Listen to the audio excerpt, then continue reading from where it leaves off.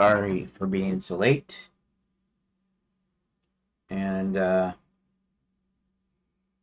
realize that some people, a few people do like watching the stream or listening to it, but for the most part, not getting much audience. So I don't think this will annoy too many people.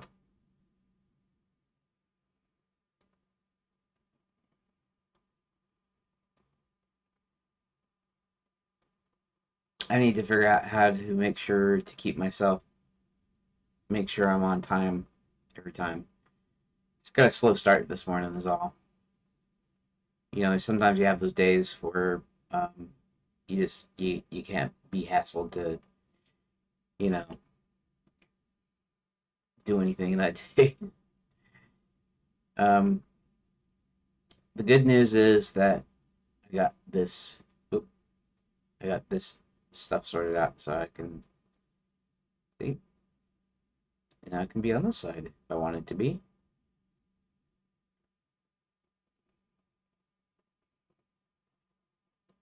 I can do this and do this again, and it can be on this side. Amazing. Anyway, that's what I've been working on, and now I can get back to.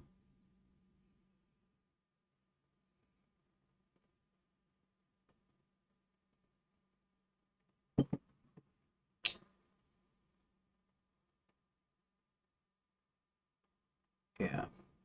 Oh, maybe I'm still thinking about doing a layout tool, an actual tool. But maybe I'll go a little bit further on an actual tool where you get to place these wherever you want to, and indeed even manipulate the line segments. I mean, you could actually manipulate the line until I made it to where it didn't allow you to, and it actually allows you to put points in and stuff.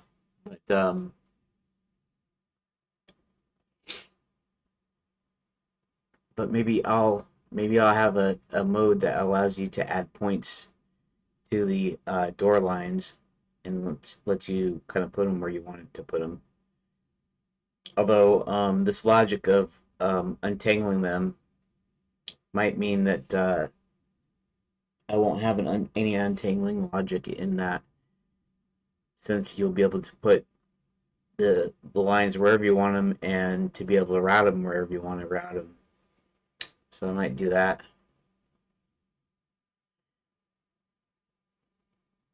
Well, yeah. I also was thinking about having the having a drag. Um, let's close together. Having a drag capabilities where you could grab a node, a door node, and then you could drag it to a destination room, and it would set it automatically that ways. And then all you'd have to do is you'd have a add door button, and it would add the door nodule or the door node here, and then you'd be able to take it and click drag it to the destination room of your choice, and then you should be able to take this and move it around the the room deal. So I might do some of that in the future. I mean, we'll see, cause like, okay, so I'm gonna be starting this a little bit and then working on my game more. What I wanted to do in the future was to actually um, divide up the game creation into sections where I do a little bit of different things. One section would be working on the layout tool. It's essentially a programming thing. Since this doesn't have as much programming yet, I could actually dedicate it to a programming section a coding section. Um,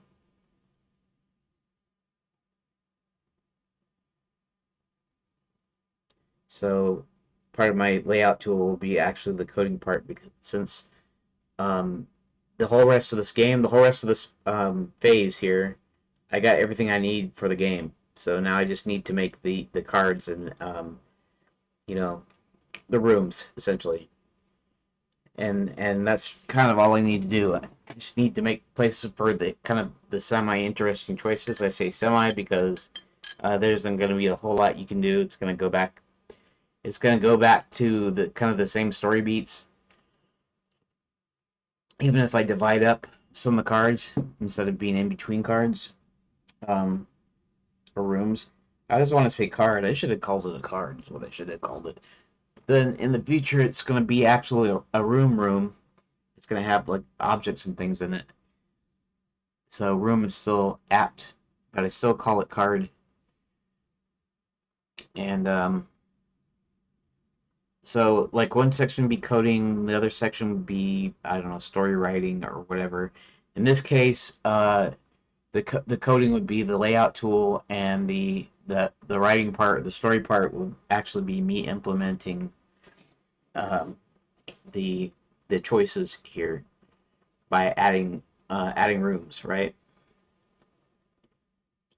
But then I don't know what to do for the other two parts. I mean, other than repeating it. In other words, half of it can be programming and the other half can actually be building the game. Or I could do just the one part coding and then the other three parts to be um, building the game. But in the future, I'll be having stuff like graphics and sound and animation and music and all of that kind of stuff. And so I can divide that up into different pieces when I get to those phases.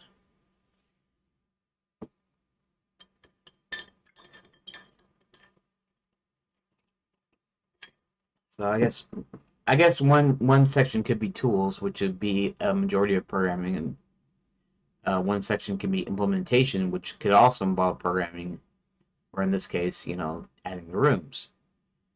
What do I do the other two? And do I, even though I'm not doing any sound, uh, audio, or visual yet, uh, maybe I should start working on that early, so that when I get to those phases of actually implementing them, I pretty well know what I'm doing. It's like sort of like a pre-production thing, kind of. You know, part of the phases was so that I could do each part kind of slow and easy. In other words, in I don't know 5 or 6, I start introducing some essentially some thumbnail images or whatever to go along with the text. So some pages will have some illustration to it, and some maybe some like public domain background music, maybe some classical music, that's in the public domain. What does it sound like? Yeah, it's just the way that sounds. Anyways, so some basic you know, like I said, some basic like maybe I'll take some classical music that's free public domain, and apply it to some background stuff, so you can, even though it's not really music for the game per se, it's in there, so that later on I don't have to like do a bunch of extra work when I get to those phases. So so maybe a section of the stream will be me like doing some background type sketches, right? That will eventually be put in that phase. Although my drawing isn't that great, so I don't know what kind of stuff I'd be producing. And It would they would do a thing because before, we'll say from 2019 and before, when I was doing those other videos, I was doing some tutorials. I did some drawing practice, some sketching and whatever, and that was really boring. And I don't know if anybody ever looked at those. The most people watch were the tutorial ones, but not the drawing stuff. But here I'd have it be less aimless. In other words, I'd be going. I'm gonna. I'm for instance the castle in the clouds, right? I'm gonna come up with a castle uh, sketch. I'm gonna learn how to draw a castle or draw castles, and I'm gonna do that in the stream. Now, I won't be going and doing somebody's tutorial or whatever. But I might be, um,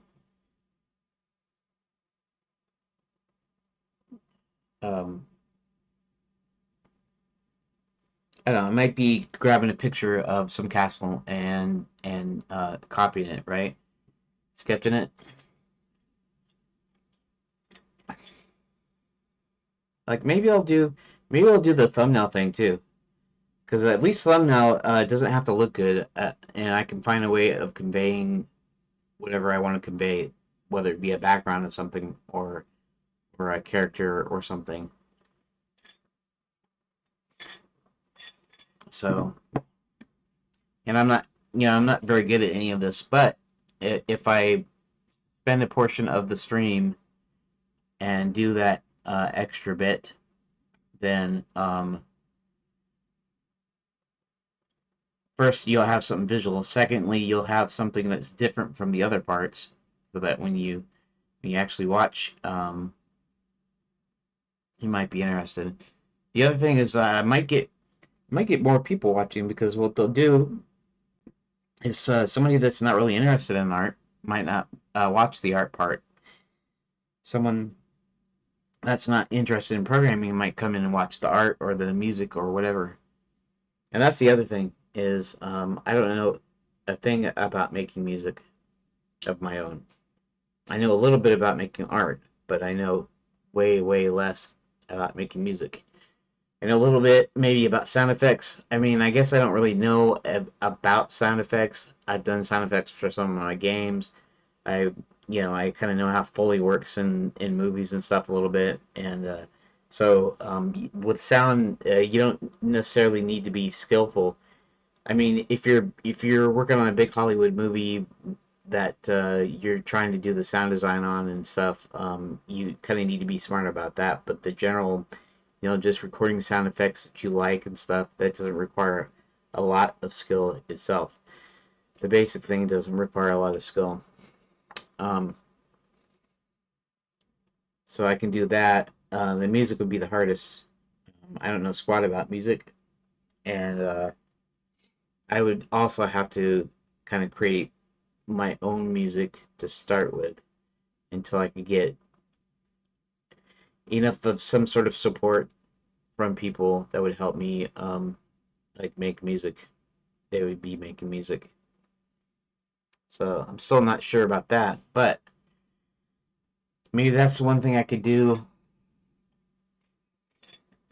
um,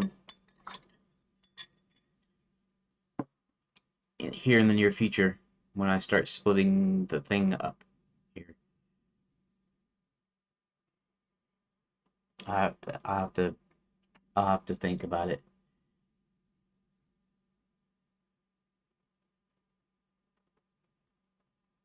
because also I don't want to work and like be like doing nothing. In other words, I don't want to be sketching and just sketching a bunch of stuff that's not coming to a point. If I make thumbnails, I'll make thumbnails for a background and maybe I'll decide on a background during a stream, but I won't actually be implementing that in the game until until that phase, right? Well, so at least with the sketching stuff, I don't have to be done. I don't have to have a solid goal. In other words, uh, on that phase, I'm not, you know, when it gets to the phases, then I'll actually be making the actual artwork, right? I'll be making kind of almost a finished piece of artwork, even though it's not that big of a deal, right? Because I'm doing it in parts. I'm doing, like, for instance, a small image. Maybe it'd be a small image on the right side or the left side, and depicting what's going on in the scene. And so I'll actually implement that in on the actual phase that makes um, that I have for that. But that doesn't mean I can't have thumbnails and some artwork and some things done ahead of time. So that when I get there, it's just a matter of actually doing it and making kind of like a finished piece, if you know what I mean.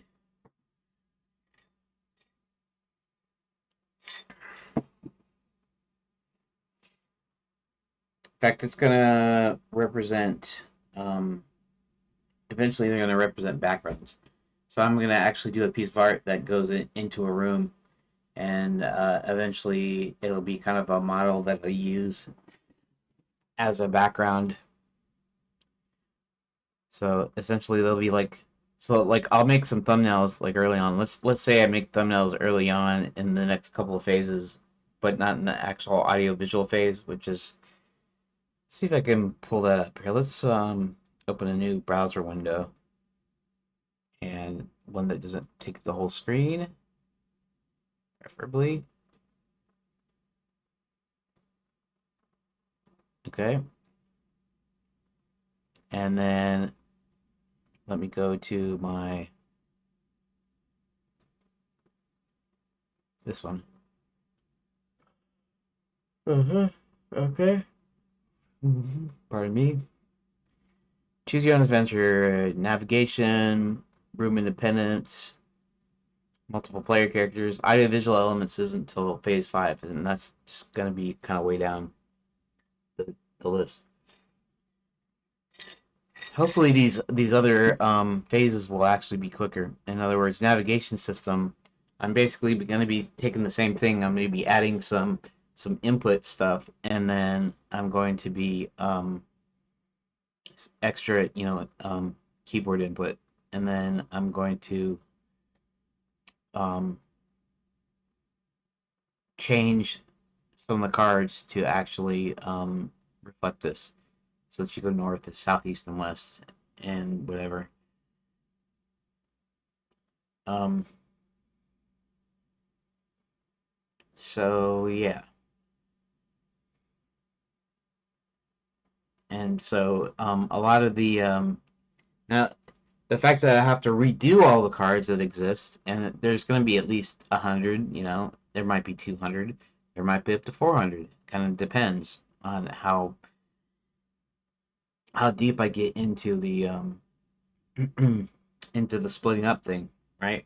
Into the extra extra room, the extra cards, basically. So that won't be a lot. The programming will be minimal. Uh, it will just be adding a few extra actions, and to change the input handling function a little bit to be able to receive these new actions. But then the rest of it is just taking and remodifying um, the cards. Pardon me. And it'll be quite a bit different. I have the doors. The doors. I'm not sure if I'm going to redo the door system or not, because I could actually make doors. Let's see.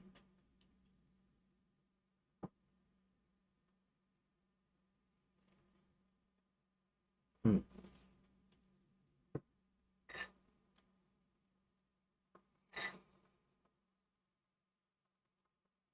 We'll see.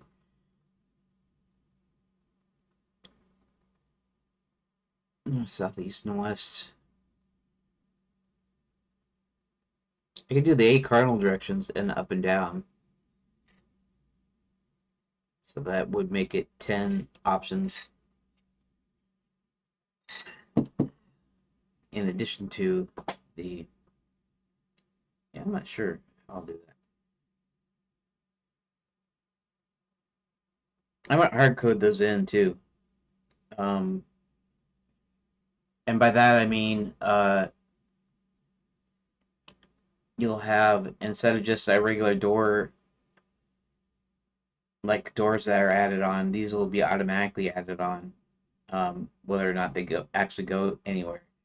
And so what will happen is it will read the destination, and um, if the destination's empty, then nothing will happen. And so that way, I can have these 4 doors already, existing. In fact, I might do a thing where the these doors, the other doors are just doors that are added like normal, 1, 2, 3, 4, 1 through 9 or whatever. But these doors might actually be pre-made. In other words, they might be just I attach them. Uh, no, it can't be pre-made because I still have to fill out the destination fields. So they'll probably just work like the other doors do. But I also, with the choice thing, is the choice thing's a string, right, instead of a number. So that means WASDQEZ and C, that sort of thing.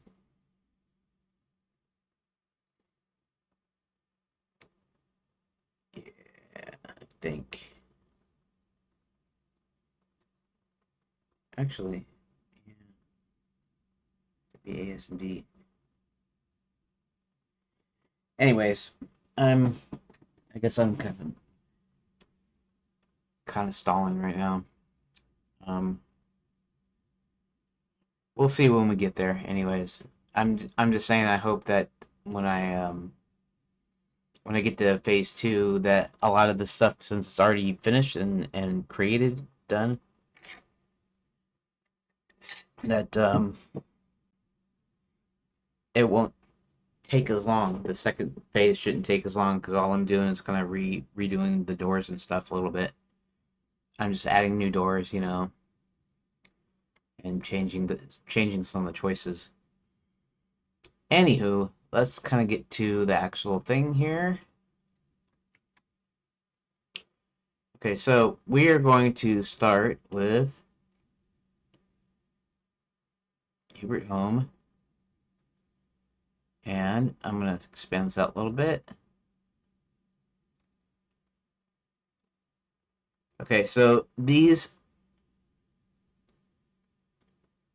I wonder if I can, there we go. Yeah, that's a little bit better.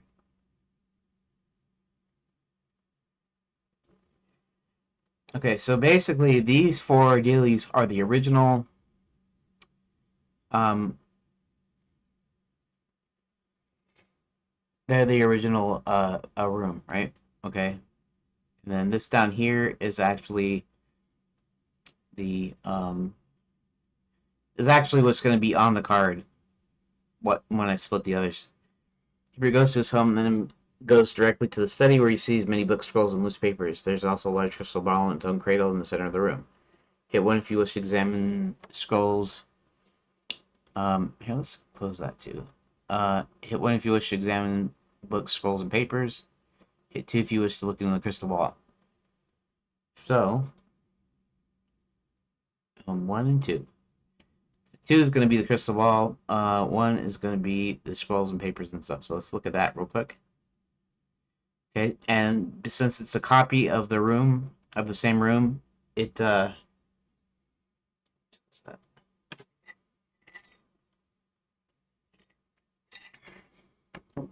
put the copy I put the original text here. One of those paper he examines as a handwritten list of requirements for an assistant, which reads, loner, possibly shy, not much interaction with opposite sex in a fantasy. Okay. In the fantasy, and let's say, well, okay, we'll just leave it like that. Hit 1 to go over to the crystal ball, and so you go to the crystal ball.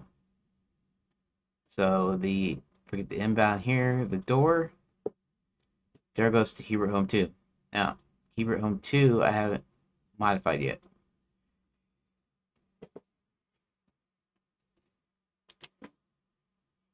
I was saying, I wasn't playing actually putting in a narrative until I was done with all of the cards. In other words, this list of events, like events, because you're going to want it to read kind of like a story, so some little bit of creative writing in there.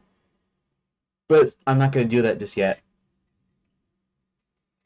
But one of the things that Grok suggested to handle transitions to straight up to the next page. In other words, when you actually go and see when you see John, when you switch to John here, I'm gonna have like a line here at the end that says, meanwhile in Cerulean or something. I don't know if I was saying Cerulean because you don't know what Cerulean is at this point. But meanwhile in our realm,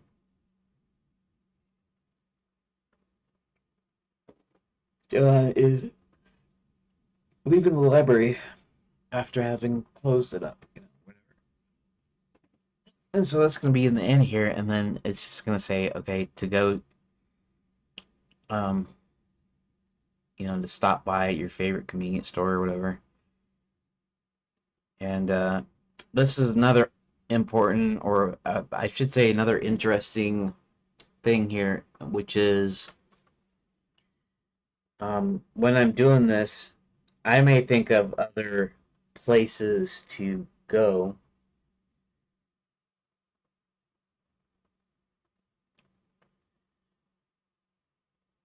Let's see.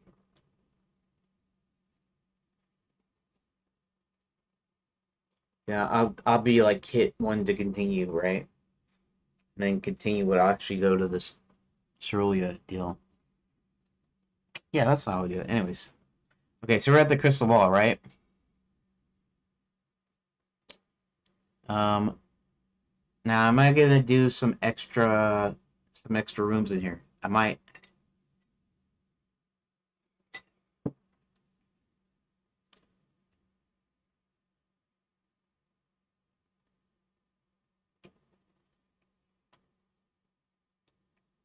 Okay.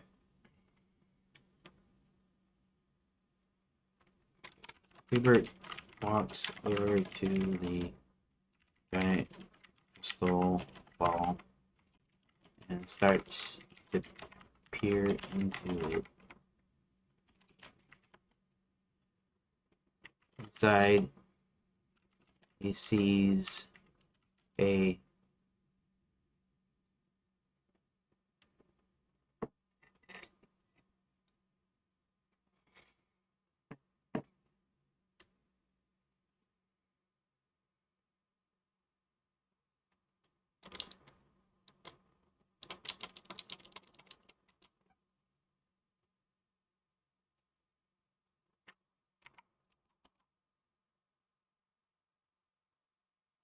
he instructs. I wish the set description thing wouldn't be all the time here, but he instructs the crystal ball to show him 3 likely candidates to help him figure out what's going on in the kingdom.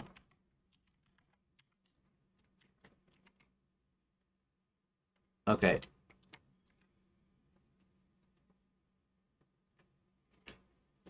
Okay, so I'm thinking about this for a second. I'm thinking about um, it's just an idea that I came up with. I don't know if it just makes it unnecessarily long or if it's a good idea or what. But just giving a choice there, even though ultimately you're going to be going with John. Uh, I want you to know that um, there are several choices that Hubert would have to pick from, and we're gonna have three actual cards. Anywho,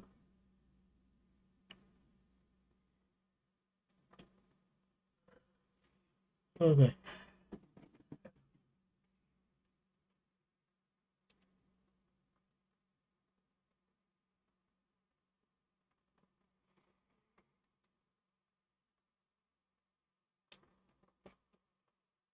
I think because okay, so he sees John and he sees him entering a convenience store, grabbing his favorite candy bar, and uh, Hubert decides to send him the silver ticket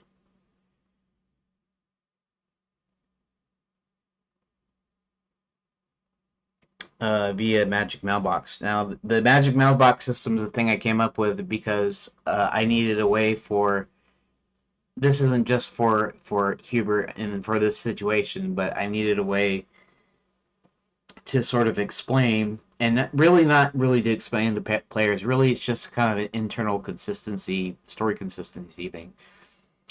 But I needed a way that the administration of Enchanted Lands, the king, or the person that handling the tickets or selling the tickets or whatever, could actually get the silver ticket to people, and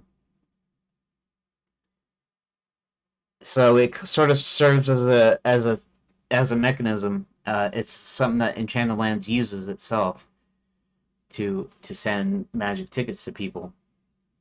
So they have these magic mailboxes that are able to transport anything that's the size of the box, the size of the slot or whatever. So it can be small parcels, envelopes, and whatever you can send to somebody anywhere because it's magic. And so I use this, and then the other thing with the magic is that Hubert's magic is partly gone, and whereas it doesn't work right. It only works halfway basically. So it only works part of the time, or works part 50% effectiveness or whatever you want to say.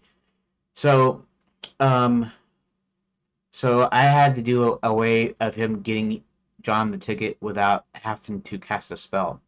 Now, the player or the reader, or however you want to look at this, because it's going to be more of a reader than a player. It's going to be more of just it's going to be interactive, but at this point, choose your own adventure. It's not really going to be like a puzzle or nothing, but it'll actually lead to the puzzles though. That's the other kind of cool thing is if I make it interesting enough, I can make some choices in there that will reflect later what I actually use for puzzles when I actually get to the parser based version, the non choose your own adventure version. So probably one of the things I'm gonna have to come up with it. And I'm not sure if I'll come up to that today or not, but I'm gonna have to come up with a way of conveying to the reader or the audience or the player. I guess I'll just, because it's supposed to be a game anyways, and it is a game. I'll just go ahead and say player because I'm making a game here. I'm not making a game just because you're doing some reading and you're doing a choose your own adventure style of a game. But so the player, I need to convey the player why I have this magic mailbox. Now, you don't need to explain everything. I understand that. But a big part of the story is that Hubert has had half of his magic taken away. Literally half of his magic. So literally things work halfway, like part way, right? It's not that they don't work very well. They work exceptionally well for what they can do. So if you want to conjure up a sandwich, you're probably only going to get half of a sandwich, like literally half of a sandwich, like it's been cut in half, and that's what you're going to get. You're not going to get a full sandwich.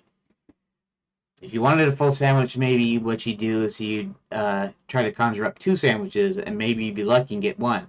But since it's halfway magic, maybe you'd only get the bottom part of the bread and part of the meat or whatever. You just don't know with this kind of thing. So um, that's the thing is conveying to the reader, the player. I should say the player. I shouldn't say reader. Uh, convey to the player that Huber's magic doesn't always go to plan, and sometimes he needs to figure out a different way. I'll probably do a thing here when he actually sends it. I'll probably split that up a little bit uh, to where you get exposed you get introduced to the hat room. Now the hat room. Now I don't know if I'm gonna make the hat room the central thing. He has a hat room. He's got a room full of hats, and you're kind of wondering what's that all about. Well, there's a certain kind of magic called hat magic, and what it involves is putting on various combinations of different types of hats in order to get a spell. It's like the ingredients for a spell. It's a spell, and the thing that I got about this idea. Well, first I thought the idea would be funny, so originally I didn't think about the function of it. I just thought it'd be a funny idea if in the middle he has to pull out several goofy looking hats and he's got to put them on, and it would make a sort of a visual pun, a visual not a pun, but some sort of visual humor, right? That when you see it, it looks really funny, and this is how he casts spells. And then I was also thinking about the game Loom, and in the game Loom, now I don't remember the full story of Loom. Supposedly, the thread of space time is being unraveled by this evil character, this dragon or something. I forget exactly. I have to actually play it again, to get the whole story. But this character named Bobbin Threadbare um, is tasked with helping to fight this thing, and like I said, I don't remember the full story, but part of the way that they do magic or do spells or whatever is by using music. So there's notes on a musical staff that comprise the quote unquote spells, and and there's two modes. There's easy and hard mode. In easy mode has a book that fills in the actual notes once you encounter them, and then the hard is where you have to actually copy the notes down yourself. Um, and I'm not sure if the hard version actually gives you the notes out, even though so it's not just based on hearing. I don't think it's just based on hearing, because I think that'd be frustrating because a lot of people aren't that good at picking that out. But basically, it's you have to remember sequences of notes so that you can recreate the spells later. And sometimes it'll happen in reverse so that you can have a spell happen in reverse. And I'm sure I'm explaining this badly, but those who have actually played Loom know what it's about and how it works. But I was thinking of this thing about the spells and how the spells would work. I was going, you know what? This hat system could actually work. Um, Redot Gen 2 e-build. I don't know what that means. Anyways, so I was thinking, you know what I could do? I could adopt a similar kind of a system for my game where the spells that he encounters has to do with sequence of hats. I figured I wouldn't do any. I'd do anywhere from 3 to 5 hats, maybe no more than three. I don't know, or maybe no more than five. You know, no less than three, and no more than five, or maybe just not more than five. Anyways, and so um, you have to remember the configuration of hats in order to be able to do some of these spells. Now, the hat system is kind of kind of an important component, and yet when I wrote the story, and if you read some of the story, I don't really have anything in here that kind of alludes to it being important. There's just a couple of places where he has to cast a spell, and to do it would use the hat system. So if he wanted to cast a spell for anything to conjure up or to do anything, I could just have a thing where it's just purely visual, where it says, I'm going to cast the whatever spell, and then he pulls out some maps and he casts it, and you don't have to remember anything. You don't have to, uh, you know. But then again, I could just do it as a simple method where it's a visual and it's a storytelling element rather than an actual puzzle in itself. Or I could make it a puzzle in itself where you have to at least remember the order that the hats are in, or you'd have to remember what hats go to what spell, that sort of thing. And if I do that, I'm gonna have to do a whole thing. I'm gonna have to kind of reconfigure the story and stuff to kind of make it more prominent. And at least um, the first time that I have it actually in the story, which I should actually have it here, which is what probably gonna do. I'm gonna go ahead and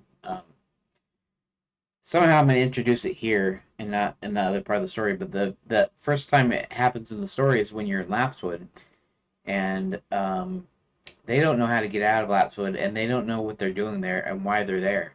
But John looks Hubert over and recognizes him to be a wizard, at least. So at least, I mean, at least there's they have some mental faculties, but it's just memory that they don't remember stuff. So hold on a second here.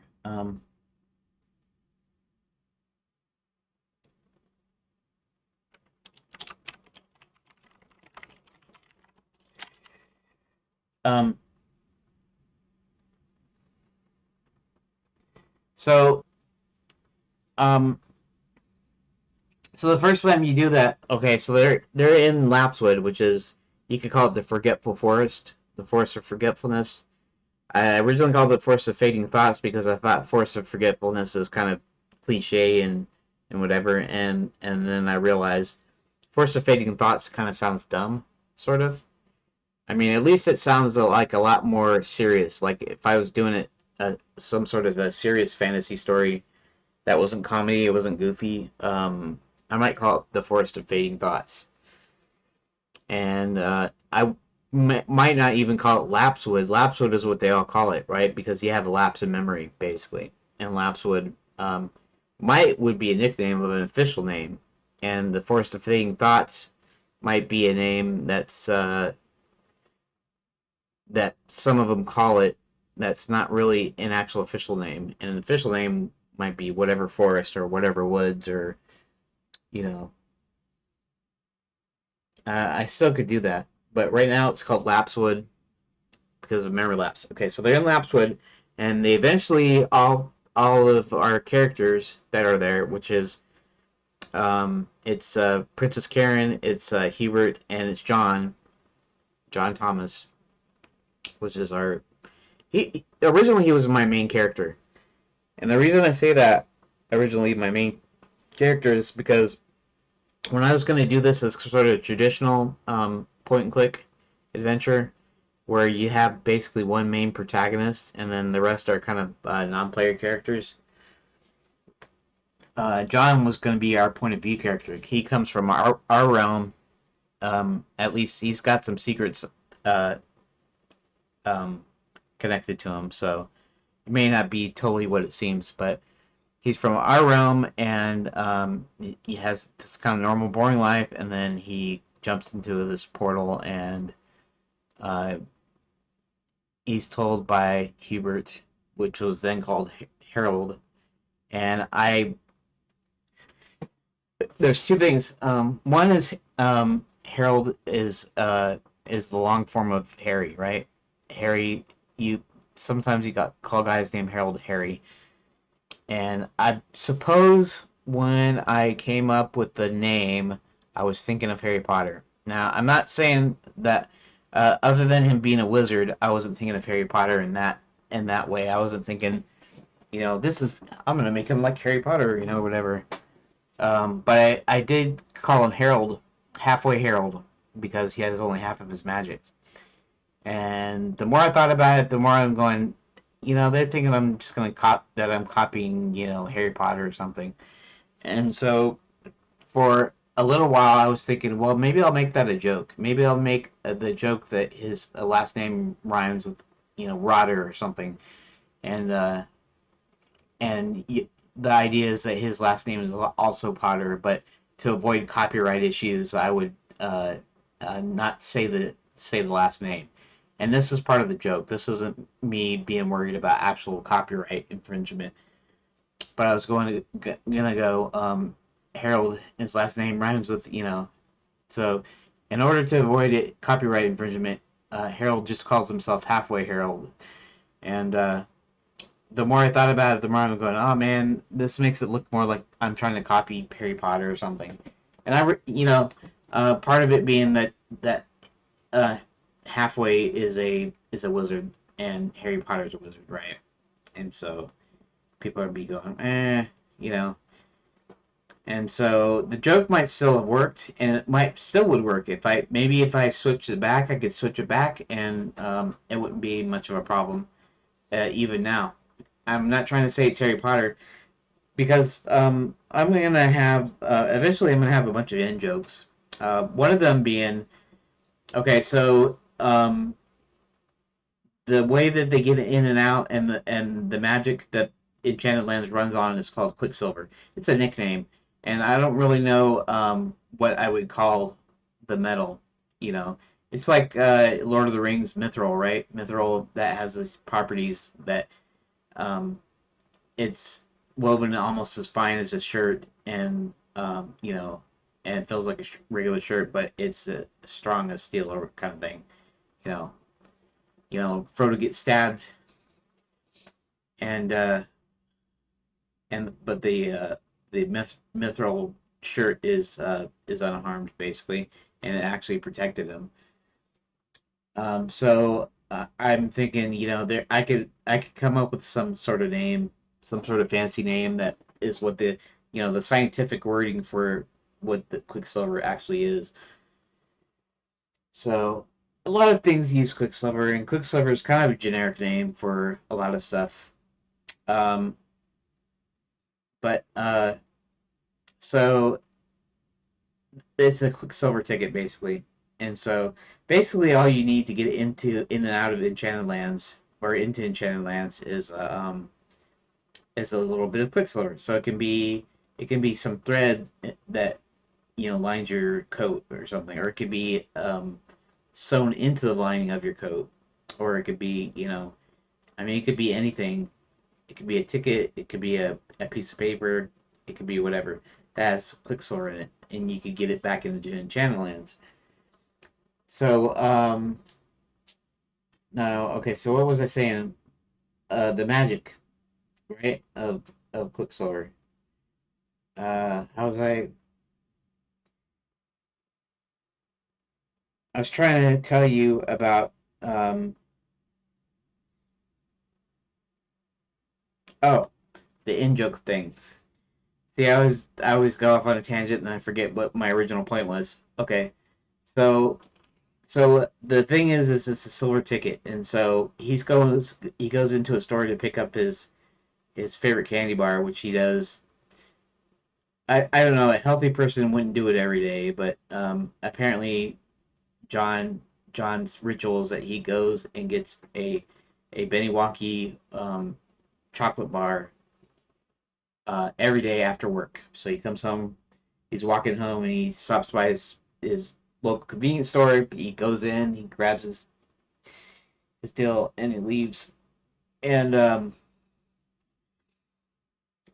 you should see some of the stuff where I was trying to come up with a way of and I used Chat GPT at that point.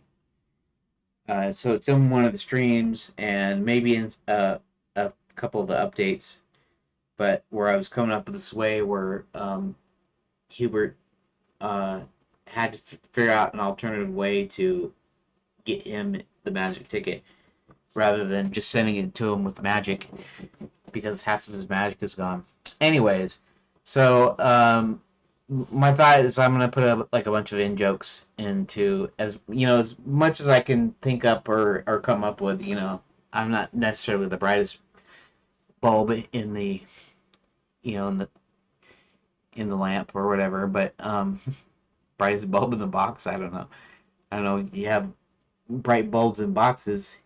You don't know if they're bright until you plug them in. But anyways, so so I was thinking, what would be funny? What would be funny is if there's this blonde kid in the store, and he's opening all the candy bar wrappers, and when John asks him, or when you ask him, when you click on a thing to ask him, what he's doing, he might say something like, "I'm looking for a golden ticket," looking through all these chocolate bars, and he might say something like, um, "Wrong story, kid," you want um, you want to go visit the chocolate factory or something dumb like that. Charlie and the Chocolate Factory, the golden ticket, and all that. And so, not only would this be a joke, but this would also serve as a sort of a what in the heck? Hold on a sec.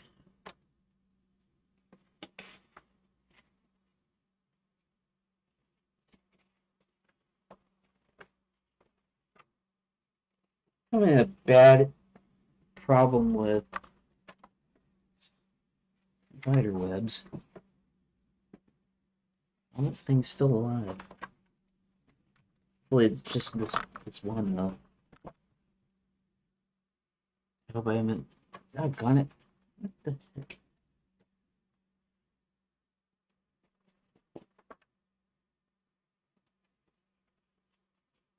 We're having this kind of weird problem with spider webs popping up everywhere, and um, it's not due to being dirty. It's sometimes we'll have just cleaned something, and then I'll have been in the kitchen like just wiping off the counters, and then I'll come back in like maybe an hour later, and I'll walk smack dab into a stupid spider web. And it's like, I don't know where they're coming from. Anyways, that's not really important. In fact, I should probably keep that stuff to myself. Anyways, sorry. Anywho, so one of the in jokes will be this kid opening up all the candy bars to try to find the golden ticket, and that would be like a little in joke. So now the reason, what was I saying as far as an in joke goes? Oh, so since I'm gonna have those in jokes, I might could uh, restore the uh, Hubert's original name of Harold, and of course he's still called Halfway, so Halfway Harold, and then I could have a deal. Maybe John Thomas at some point. Um, say Um, so you're telling me your name is Harry and you're a wizard, and then maybe Harold says some sort of thing like no, that Harold is yeah. No, you're thinking of someone else, or whatever. No, in your world, that wizard is fictional. I am real or something. I'll say some stupid, you know. But maybe I'll still restore that. But I was going. I'm copying. I'm not. I wasn't copying. I was literally wasn't copying Harry Potter though. I was literally thinking of wizard. I was thinking of like Merlin from Sword in the Stone. I was thinking of um, you know, even even Gandalf, even Lord of the Rings, the wizards in Lord of the Rings. I was thinking of those. I was thinking of wizard, fantasy, staple wizard, right? So, I don't even know why I went off on that tangent, but anyways, so in Lapswood, everybody's forgetting everything, and so John notices that Hubert is uh, is wearing kind of wizard's garb, and it'd probably be stereotypical blue pointy hat, long cloak, that sort of thing, um, and long white beard, just kind of your typical wizard that you think of, um, and so he tells him, "Well, you look like a wizard. Well, once you dig into that bag of yours and see if you can't pull something out that could get us out of here." So he starts fumbling around, and then he pulls out a bunch of hats, and so he puts on a combination of hats, and it just happens to be the right combination that actually transports them out. And now the thing here is, I don't know if I addressed the part about him being halfway. So I'm gonna have to, if I haven't written it already in whatever room that is, um, the any one of the laps would places. I'm gonna have to have a thing where it still doesn't work like he's expecting it to work. Um, but it gets him out of the lapswood, gets them all out of there because he does it. So I still have the problem of trying to figure out um, how is it that it still gets them. How is it that it still does its job, wants to get them out of lapswood, and yet um, still show that it's only half part working. If it was really working, uh, maybe maybe do something different. Maybe uh, he doesn't have a destination to say, well, teleport me over here at this destination. Uh, because he doesn't know. All he knows is that they're lost and they don't know where they're going or what they're doing.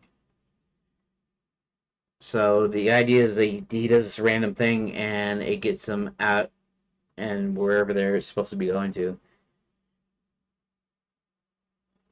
And so a teleportation spell might only take him halfway wherever he wants to go. And so by saying out, it can still be anywhere, but it's only working part way. So I'm not sure. Uh, I'm not really sure how to do it. Actually, I just come up with a thought though, and maybe I should even put that in my notes here. Let's actually pull up my notes that I haven't looked at in ages now. Okay, just so I have something. Recent documents, channel lands, design notes, and where? Okay, save as design documents 3/11/2025. Cancel. Let's close that. Let's go to the actual folder. Uh, new tab. Go to dev stuff. Let's go to. Oh, I don't actually need to do that. In channel lens phase one, channel lens design documents. Uh, we'll look at the date modified here in a second here.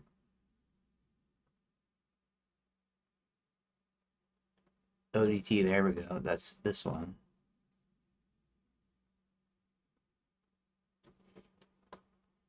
Tuesday, March 11th. Okay. Let's open this guy up. And honestly, I should have actually went ahead and started adding dates to this so that I know when. Interesting. Okay. So these are some of the original cards or the original rooms descriptions. Okay. Friday, May 16th, 2025.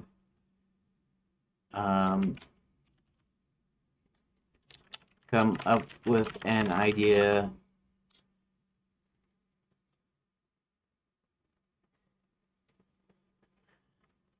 that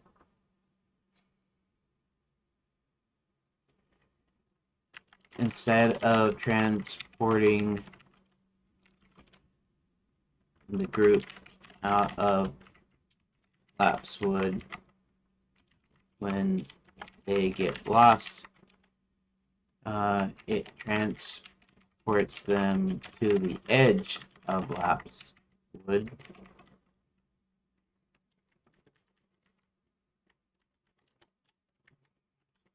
with a road that seems to lead out of the wood.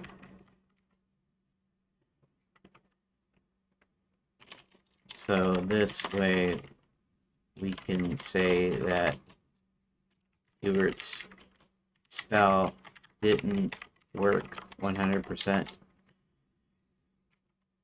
Okay, and so that way, I'm just gonna save it.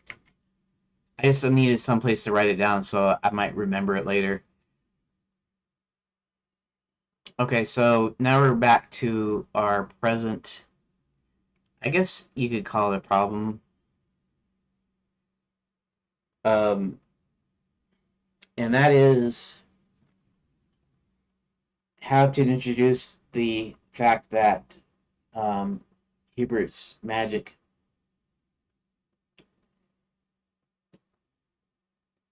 is not working 100%. I mean, you don't necessarily need like a backstory for everything, but this is kind of important. It's kind of integral to the story. So, so basically, we have to introduce people to the spell thing. Do it where it shows that he can't use the normal method. You know, I could have say that. You could say, I can't. Oh, you know what? Break time. So I know I didn't get that much done on this side of the break, starting late today. But when I get back, we're gonna finish up this card. We're gonna add the couple more cards. The choice to choose John and the possible thing to that will show us that halfway is has only half of his magic, and that he needs to use a separate way to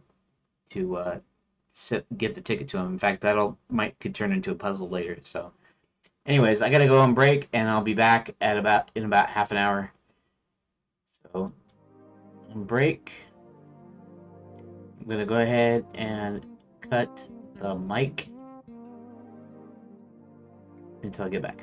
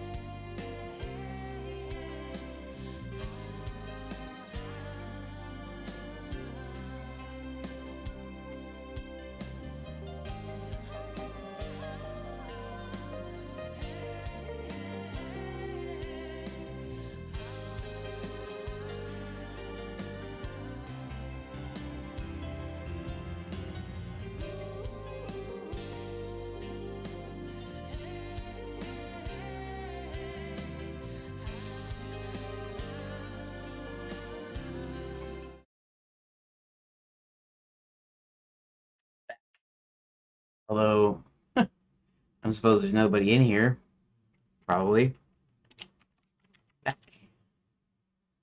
And it's gonna go back up on the screen.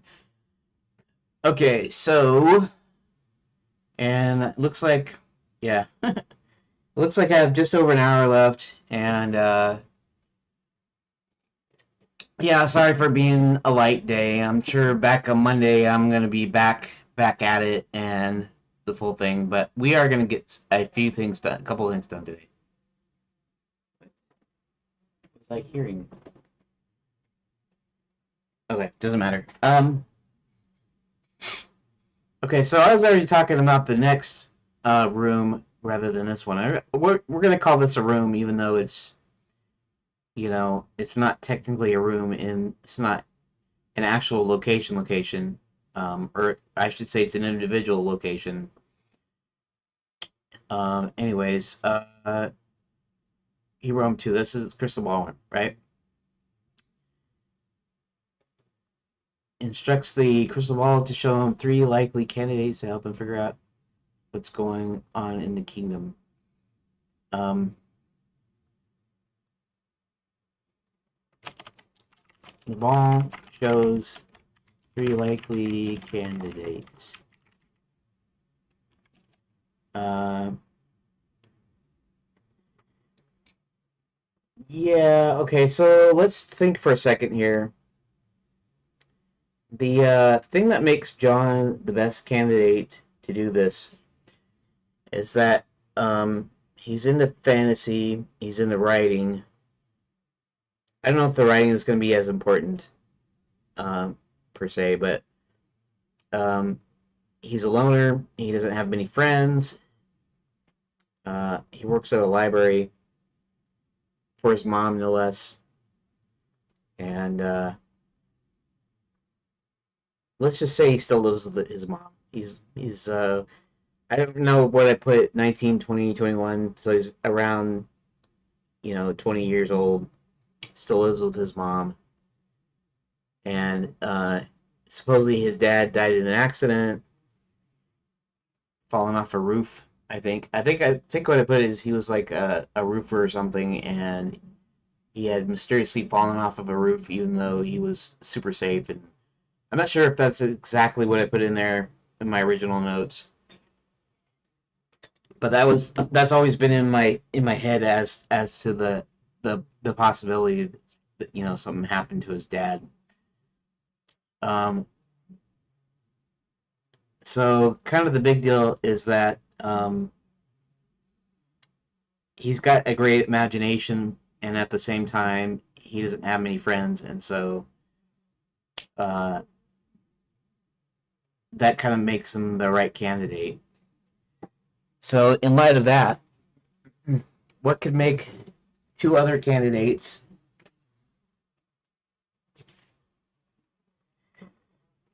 um,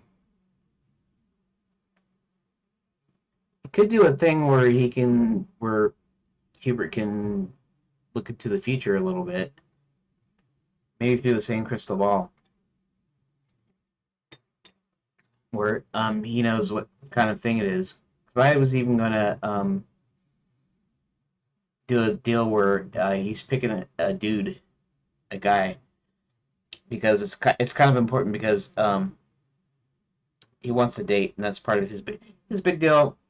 I mean, his big deal really isn't about having a date, but he sees the princess and she's beautiful, and he doesn't have that much experience with women. Uh, so the idea is that he's got to be a dude and she's got to be a woman, and regardless of what anybody else thinks. Um, so I mean, I could do that maybe. I'm not sure if that should be that important because it's. I mean, other than the fact that he does want to date with her and stuff, and they end up somehow ruling Enchanted Lands, being the king, or maybe being a temporary king while they search for the real king, maybe if he's not dead already, something to that nature. So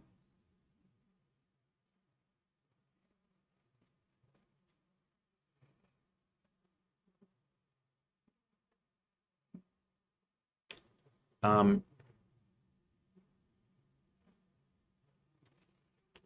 maybe kind of an interesting thought here too, and that is, now I'm not changing the story. I'm not adding characters, but I was going, maybe one of the candidates could be like a detective that takes really unusual, strange cases, and so part of the thing that makes him good is that he's a detective for one thing, and for another thing is he deals with the kind of the strange, supernatural sometimes, sometimes not, sometimes it just depends on what the weird situation is, and so somebody like that could handle Enchanted Lands being a real Magic Kingdom, right? But and I was just thinking that would kind of make an interesting idea for a different kind of a story, where there's strange going on in some some other realm, right? Some other world, and they bring him in because he's a detective, and just like I said, because he takes on these strange cases and most of the time solves them. Um, and so kind of the perfect guy to bring in to help solve a mystery in some sort of fantasy environment. But we want the way we want this is we want it to be um,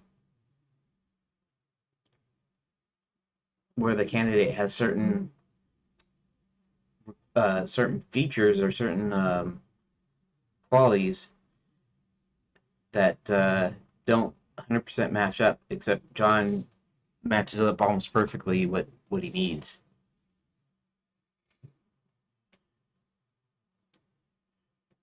And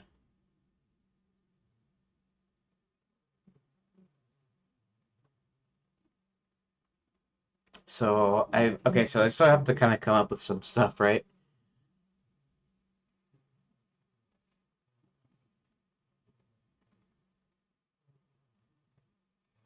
And I could also put in some jokes here. Um,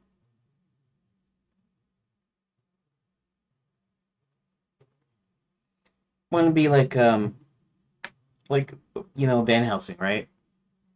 Fictional character, Doctor Van Helsing, which I'm not sure where Van Helsing actually comes from. I'm not talking about the whatever the manga, or whatever. I'm just talking about the one that actually chases like Dracula and whatever. Um, that's always after Dracula. Maybe he's just maybe Van Helsing is just a character in Bram Stoker's Dracula, maybe possibly. But so it'd be something like like Van Helsing, right? And but the obvious thing about him is that maybe he's a vampire hunter or something. I don't know. I'm not really sure about how well to get into that because I'm not really into horror stuff. So I don't know all the kind of like references and stuff about it. So I don't know if I can convincingly come up with uh something showing that Van Helsing is one of his candidates. Actually, maybe I should do that sort of thing though. Maybe I should make the other two candidates some sort of pop culture reference thing, you know, or something.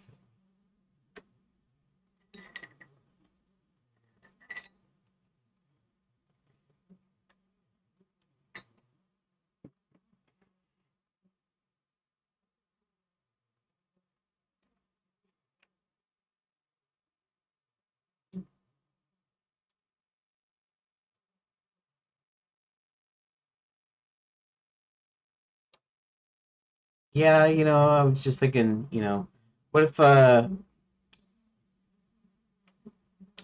if one of the characters one of these guys was was say Aragorn from Lord of the Rings from Middle Earth, right?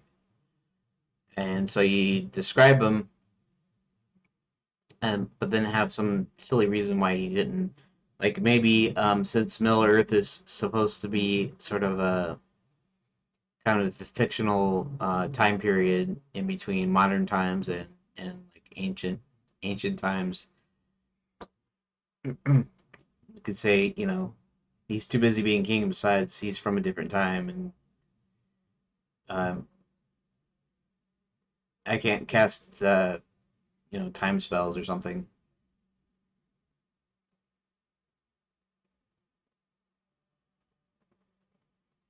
Besides, I need a fresh perspective. I need somebody that uh, you know might be familiar with some of the stuff, this kind of thing, but or something. I'm not really sure exactly. So I guess this is my task here to do this last hour. The last hour is to figure out who could be the other two, and really, they're just going to be like cursory profiles of like two other dudes.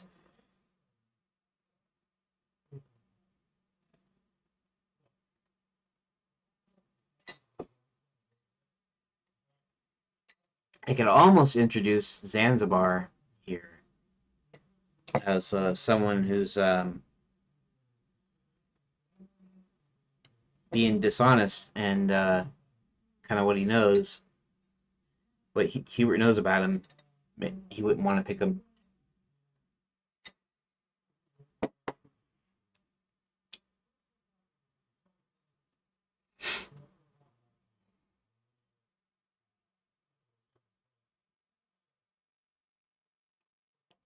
See here.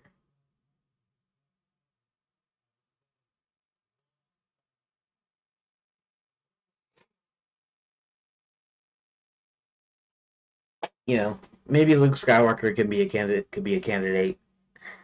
Of course, he doesn't pick him, obviously, for obvious reasons. But hmm.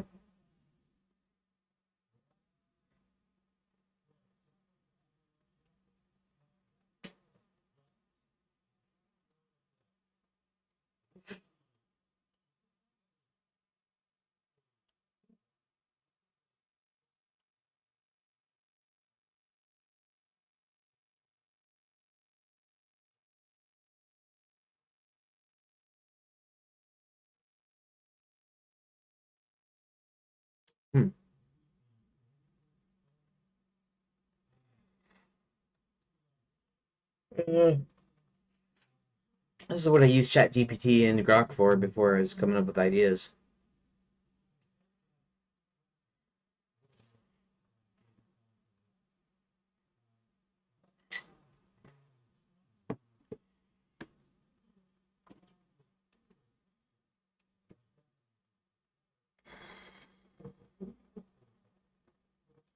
Okay, let's go to here on one. Let's see something here.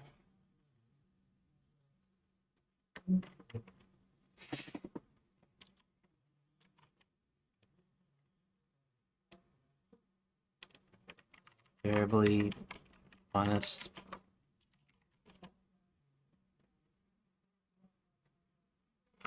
Loyal to a fault.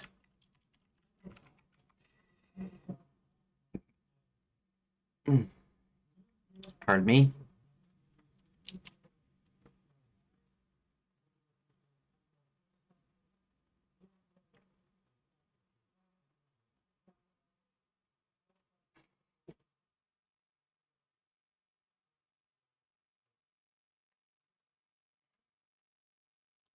Let's see. Loyal to fault.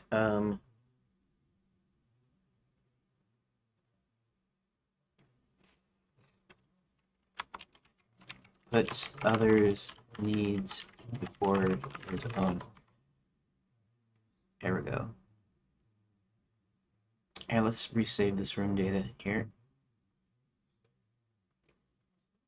That saves all the room data.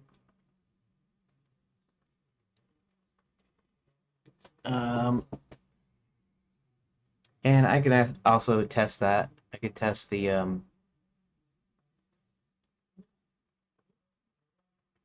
let's do this. Let's go to rooms.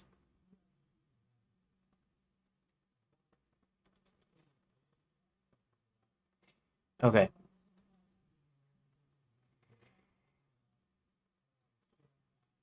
Now, three candidates. So we kind of want to do this thing where John, uh, one of the things is, of course, staying with his mom, even when dad died, and then even when his dad died, and then how super honest he is,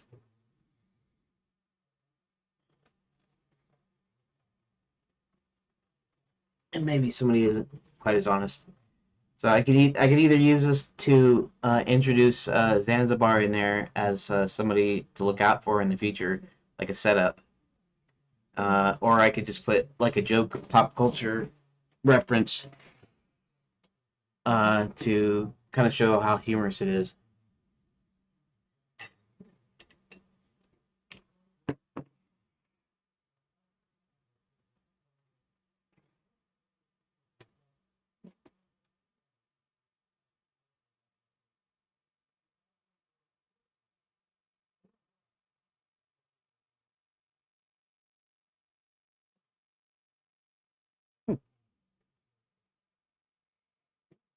Yeah, I mean maybe one could be Doctor Who, and when I say Doctor Who, I'm talking about classic Doctor Who. I'm talking about uh, anything up until Sylvester McCoy, which was in the 90s, I believe, early late 80s, early 90s, somewhere in there.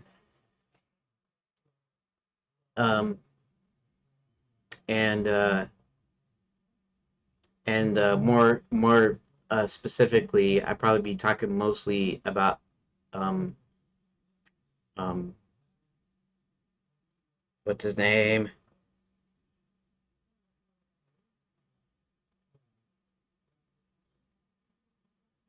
Oh, what's his name? That gun it.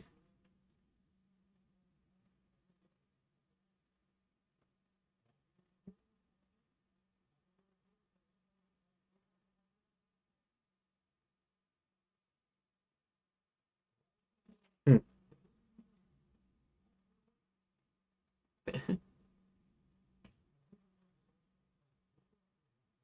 Why can't I think of his name? I can think of you know John Pertwee and oh, Tom Baker. Tom Baker. Like I could come up with everybody else's names, but I couldn't think of it. So I'd be thinking more of Tom Baker's Doctor Who. In fact, if the image appeared there,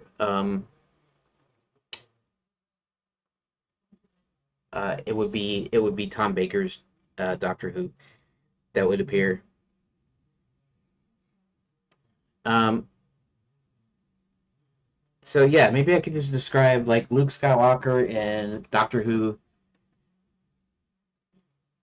Tom Baker's Doctor Who, and just kind of describe him a little bit.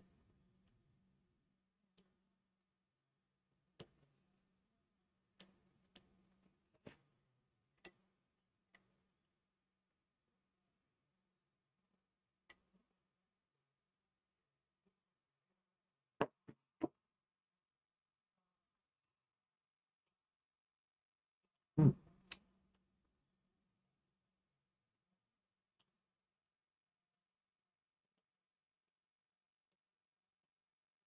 I'd have to have a reason why they wouldn't be good picks um, for someone helping to uncover the mysteries that befallen the kingdom.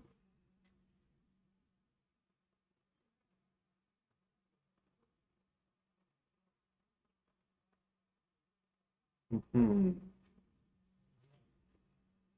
So I have to consider it a little bit.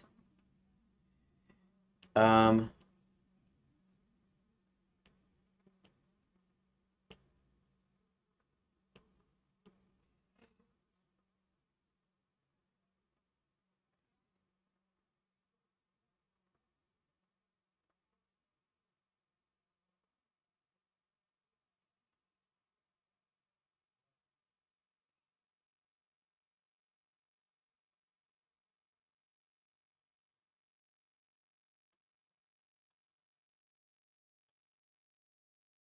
or Sherlock Holmes could be one of the candidates.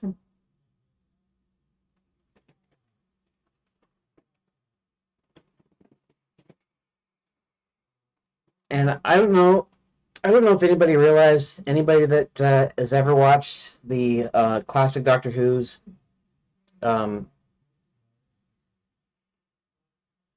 specifically um, Tom Baker's Doctor Who, uh, that he's a lot like Sherlock Holmes. I almost think that Doctor Who was kind of patterned after Sherlock Holmes, the old ones. You know, they all have their quirks or whatever, but Sherlock Holmes is kind of aloof, right? And he's like good at everything, and um, he always uses you know, Watson is kind of a dumb sidekick. Watson is kind of the original dumb sidekick. Now, I'm mostly basing this off of the old movies, the Basil Rathbone specifically movies, where Watson always says kind of he's kind of dumb, really. But there's always a point in the case where he says something that would might be dumb, but it turns out to be just the hint or the thing that Sherlock Holmes needs to actually solve the case, and usually Watson comes up with these whatever he's saying, and so I always think they modeled the Doctor Who's companions on um, are kind of like Watson. They're not really modeled on Watson, but uh, the original uh, the original assistant to the original Doctor, I think she was his niece, but I think everyone thereafter was like from Earth. So and but they kind of intentionally did uh, choose somebody from Earth, right? Because how much smarter and um, I guess how much better Doctor Who is than his assistants. So uh, the reason that they chose mostly Earthlings, if not all Earthlings, as the companions is because we're kind of dumber. We're dumber than these Time Lords are, right? From these people from Gallifrey, and so us humans are we're kind of dumber. We're kind of maybe more primitive. Maybe that's a more proper deal. Programming language. Oh, Odin language. Interesting. I'll have to look at that sometime. So if you really look at it's okay. It's kind of funny. I'm from the U.S., so the way I saw Doctor Who was on PBS, public broadcasting, basically, and they showed them as one long movies. How they showed them, uh, um, instead of showing them in the original parts that they were in. You know how they were originally like 20 or 30 minutes, or you know, so somewhere around that time, and they were showing in parts. And I guess originally in the UK they were showing in like Tuesday and Thursday or something, you know, like 2 days a week or whatever, in these like little 30 minutes or less segments. And but the way we watched them here was as one giant movie, one complete story. So we watched the whole thing. Actually, I like doing it that way. When I found out later that they didn't originally do that, and in fact, when you got the DVDs had them in parts like they were originally shown in the UK. I didn't like that as much. I liked watching them as one big movie or one single story, or I should say, just not in parts. I liked watching it that ways, and so we we turned to PBS and we see this thing on, and it looked totally, for lack of a better term, it looked totally dumb.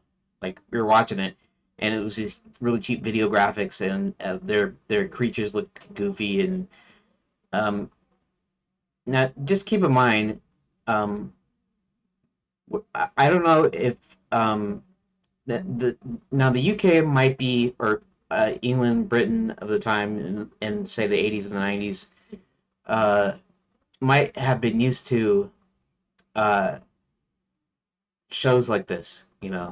It's a certain thing. Part of the show is done on video, and the other part's done on film. And uh,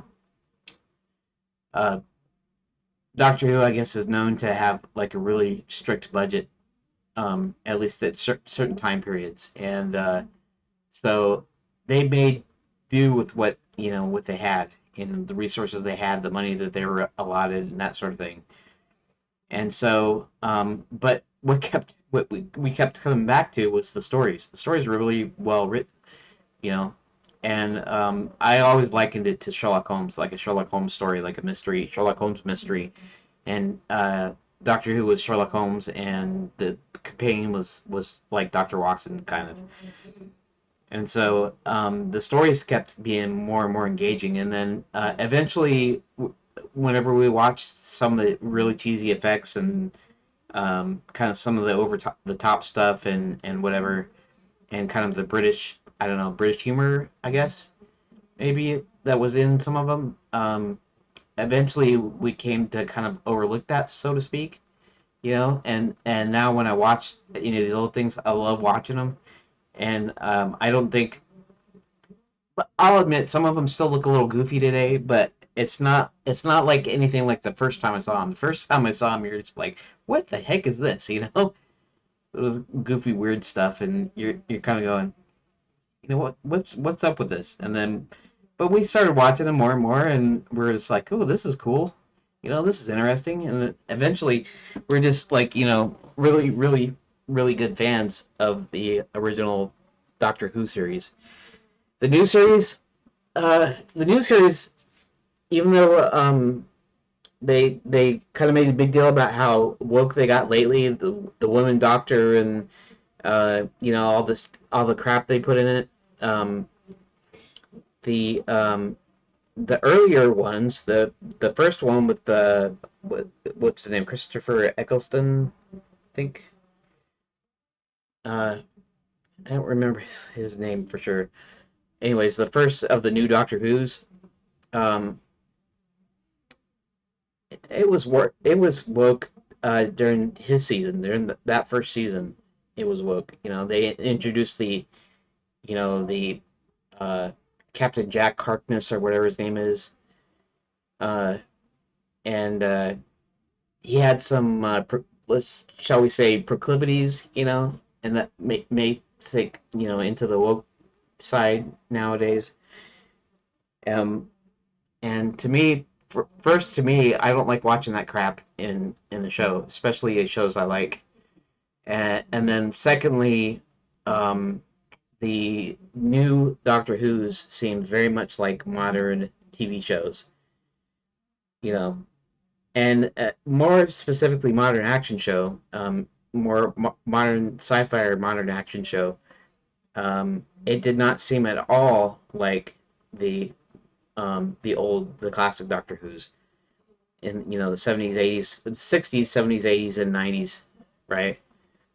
Um, to me, the stories were near as engaging. They just had some bunches of weird stuff, and um, not like what I was experiencing back in the day when I was looking at its weirdness. Other than being sci-fi, was their kind of lack of budget, or sometimes room. Like sometimes they didn't have huge sets; they'd have like small rooms that they'd have to make do with that, and some chroma key and whatever.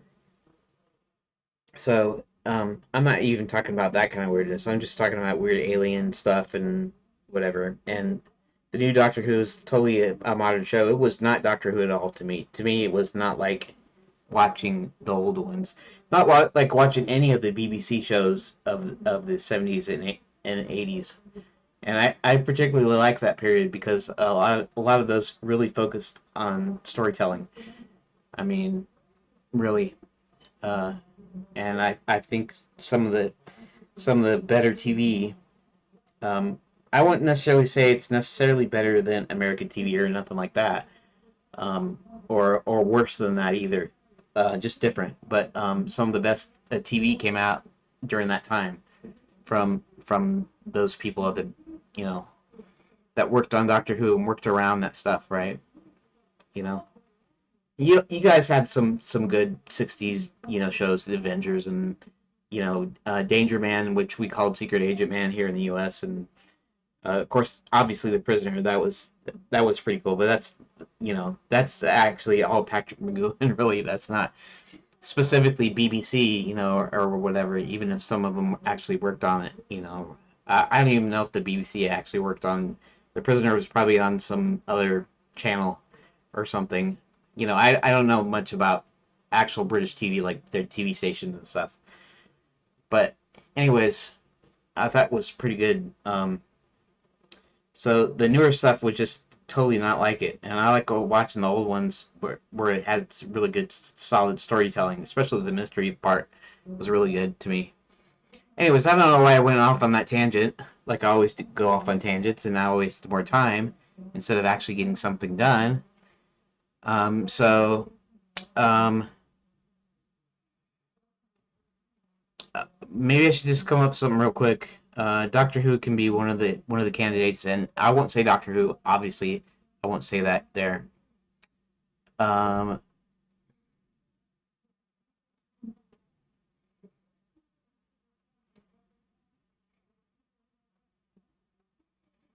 um,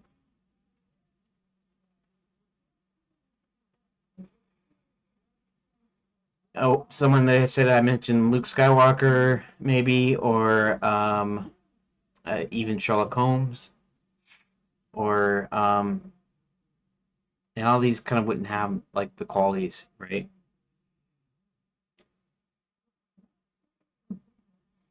So I'm still trying to come up with the idea for two other candidates other than John that he could choose from that he obviously won't choose from, but I wanted to make it, you know, be a thing where they,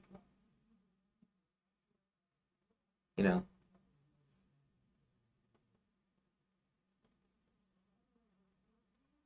so let me think.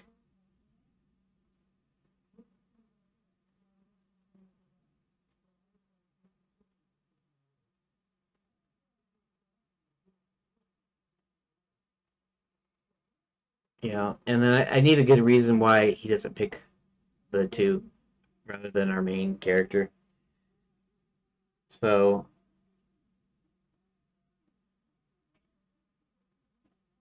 I still have to think of that. Let's see. I'm really trying to find a way not to rely on the AI so much because, I mean, the AI could be a crutch. I mean, it can do stuff for you, which is great. But this is a creative endeavor that's of my own making, choosing. And I'm trying not to use the AI as a crutch.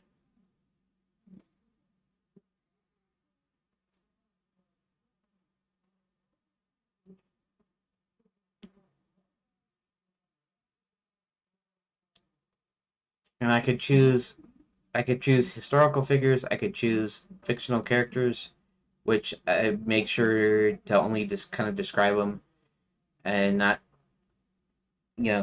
just mostly as in jokes, right?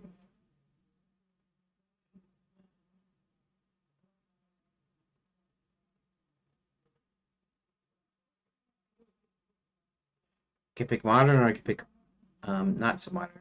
You know, Tony Stark could be in there, and it could be an actual person, or whatever.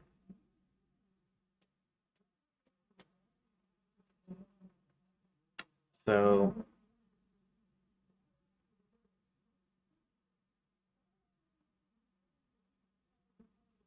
Perry Mason, Matlock. I'm just thinking of guys that did characters from like mystery shows.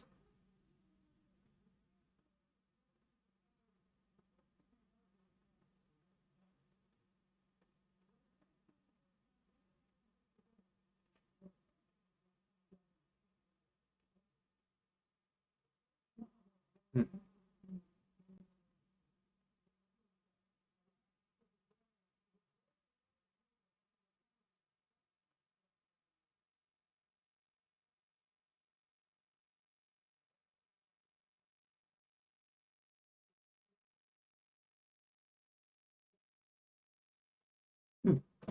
Hmm. I was thinking Aragorn because Aragorn is supposed to be a ranger, and I don't really know that much about firstly things like rangers and elves and orcs and all these halflings or whatever are a lot of things that you see with like Dungeons and Dragons and stuff, which itself was kind of based off of Lord of the Rings, sort of, or inspired by, you might say. I don't know if it's actually based off of anything, but inspired by it at least. So the fantasy element. So Frodo could be a character that I don't say, or Bilbo, either or. It doesn't really matter that I could describe that I wouldn't say by name. Say Aragorn or Strider. Um, use the name Strider, and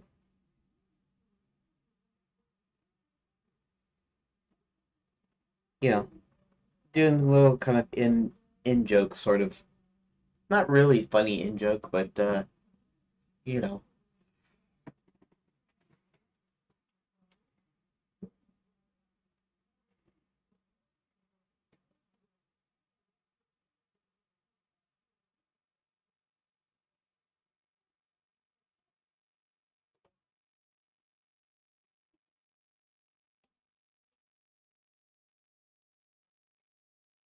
And I'd still have to be a little circumspect about how I describe too.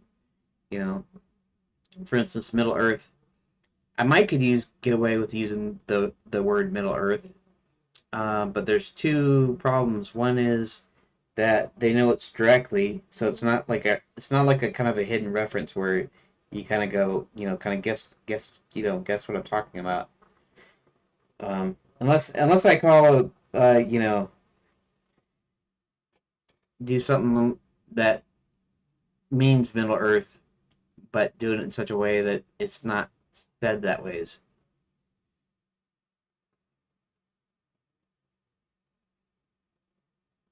Middle Middle Earth. That's a thought. Here, let's do it. I can just do a search. Not that one. Back. I could do a search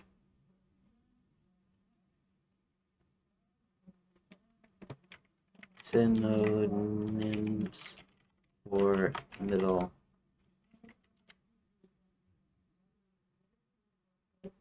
Central Central Earth. Mid center halfway centermost medial middlemost midmost middling middling dirt.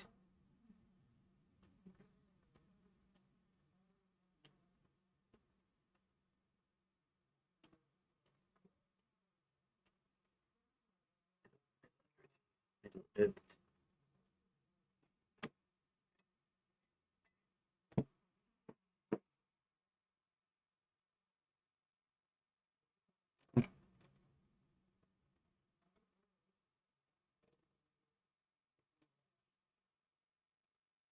Average center inside page median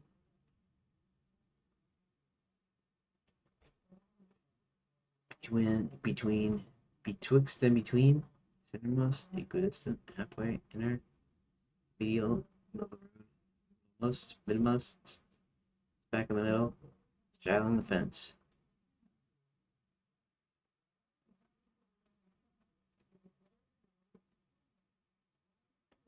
heart in midst deep focus inside marrow media midpoint midriff midsection thick waist halfway point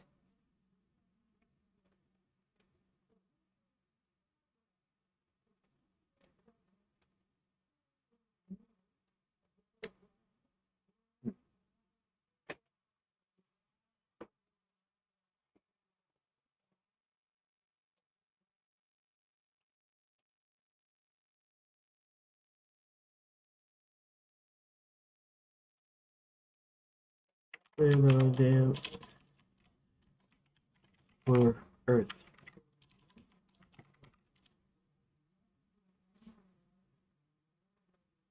Oh, oh.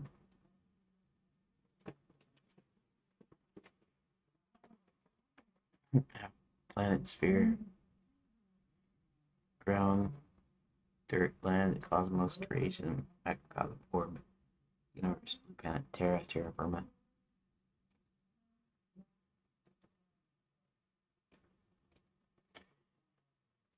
Noun as in ground or soil. Dirt, dust, gravel, land, mud. The Middle Lands. No.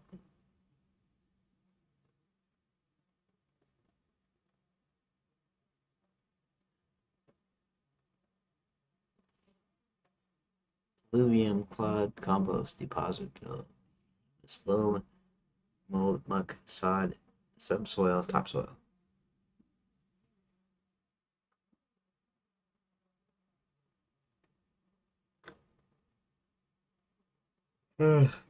Halfway land.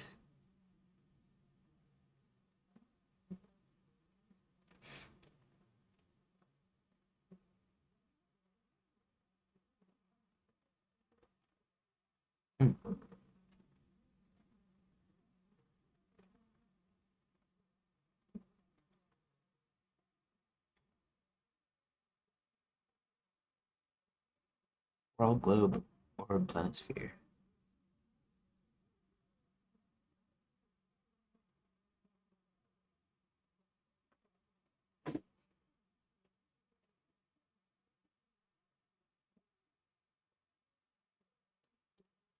Center Earth.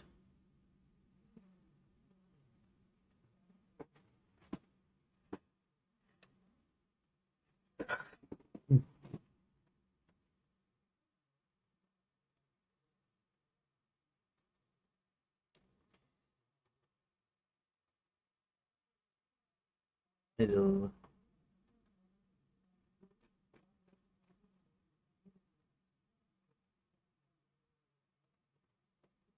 Center.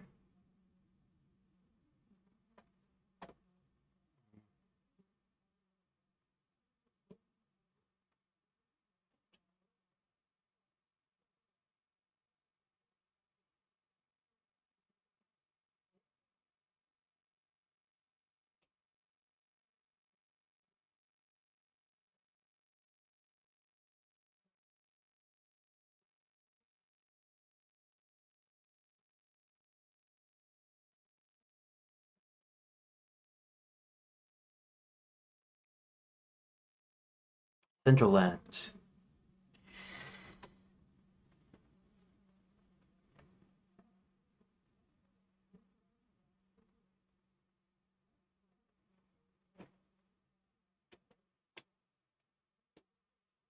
I'm not coming up with stuff though.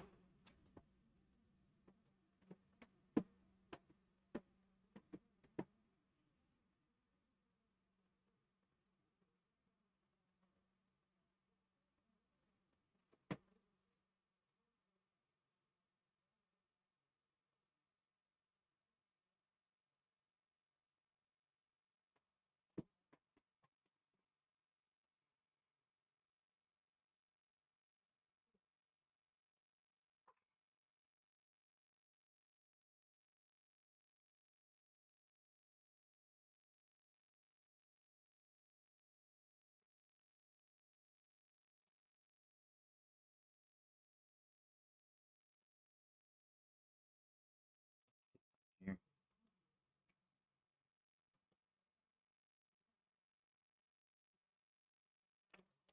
What are the different names for Aragorn in Lord of the Rings?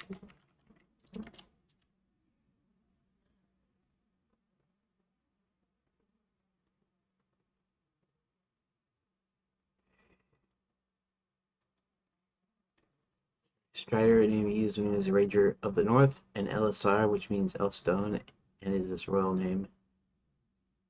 Telcontar, which is the Elvish translation of Strider. Other names included Estel, which means hopes, and was the name he was known by in secret, and Thorin Gil, meaning eagle of the star, a name given to him during its service to Gondor.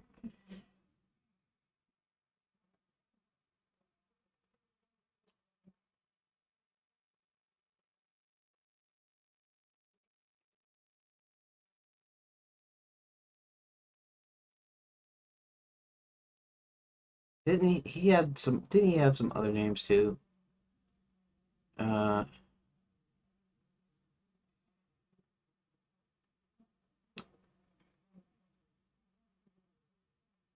well,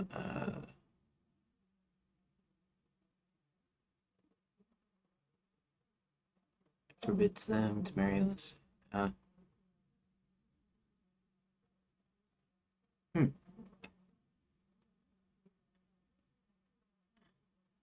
Character over a long period of time, beginning with the Hobbit, named Trotter, and trying out many names before arriving at a man named Aragorn. Commentators proposed historical figures such as King Oswald of Northumbria and King Alfred the Great as sources of inspiration for Aragorn, noting parallels such as spending time in exile, raising armies to retake their kingdoms.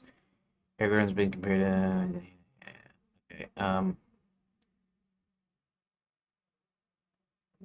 a low mimetic mode. A character such as Éomer in high mimetic mode, Aragorn reaches the level of romantic hero, sees superior nobility and lifespan to those around him.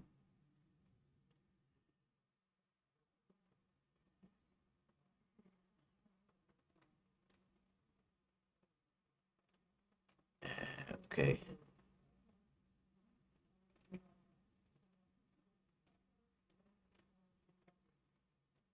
Development.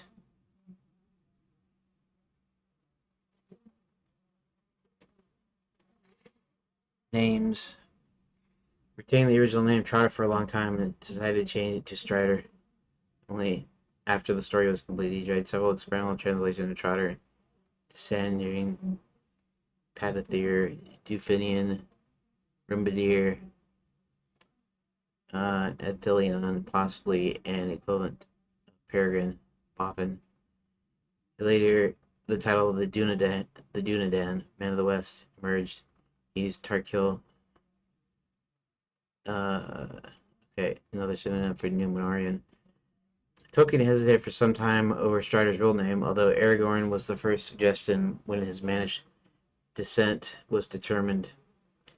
The name was changed repeatedly. At one point, Tolkien decided that an Elvish name did not suit a man, and thus altered it from Aragorn via Elfstone to Ingold, the Old English name with the ing representing west. He later introduced a new plot element, Galadriel's gift of a green stone, and reverted to Elfstone to make an additional connection.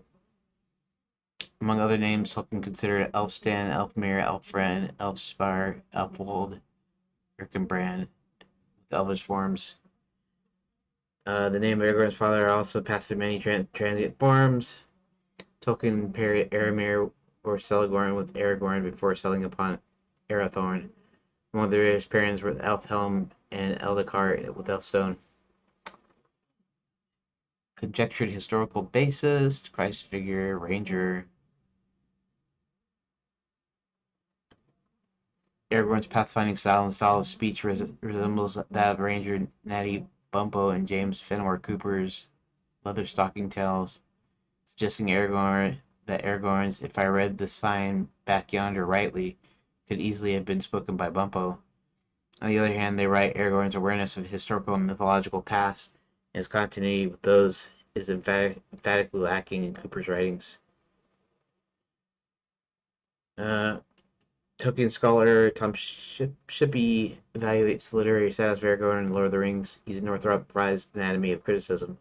He writes that figures like Éomer of Rohan and Faramir of Gondor are, in Frye's terms, superior in degree to other men, but not to their natural environment, which places them in Frye's high mimetic literary mode. The hobbits are often in low mimetic mode, or even like Bilbo, ironic. Aragorn, Shippey states, will not be a mythic figure, is superior to his environment.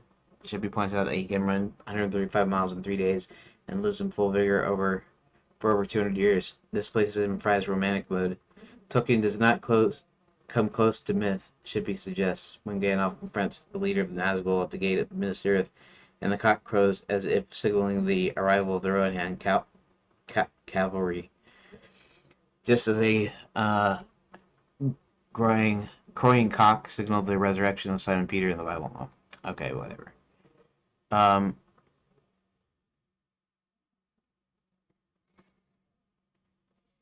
all right, so I'm just there's like a lot of different names, so I was just trying to any more names used for Aragorn, any of Tolkien writings. I'll just ask the brief search. We'll see what it says here.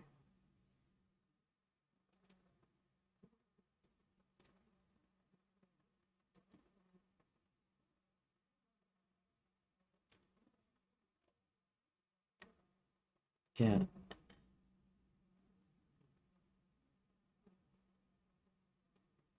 Foot.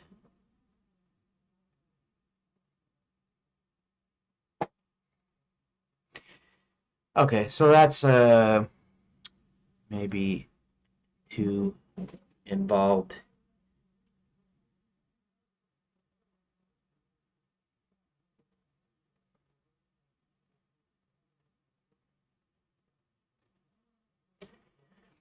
I could just come up with some random like, red shirt type of characters that just get passed by, and they don't necessarily have to be jokes. Although the joke aspect would still a good thing because I'll probably have some in jokes in there.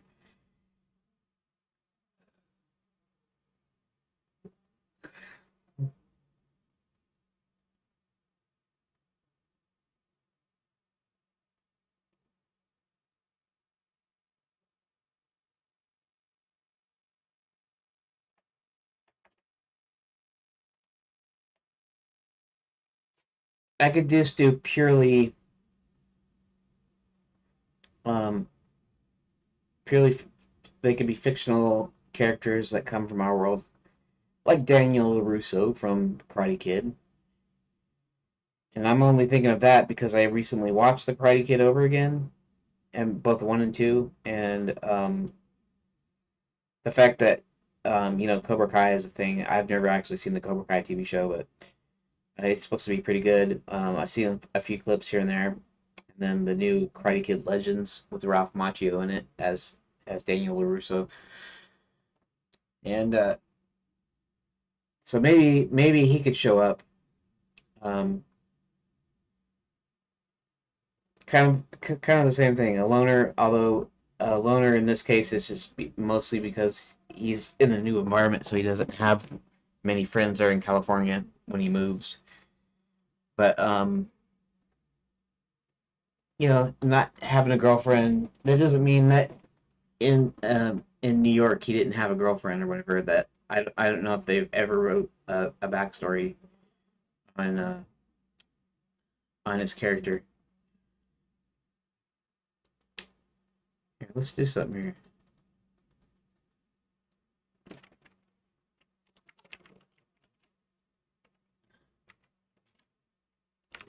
Fictional.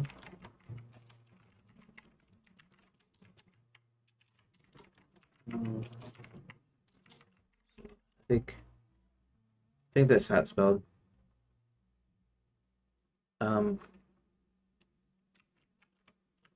the backstory written him prior to the events of the Karate Kid. That's a thing that's something interesting.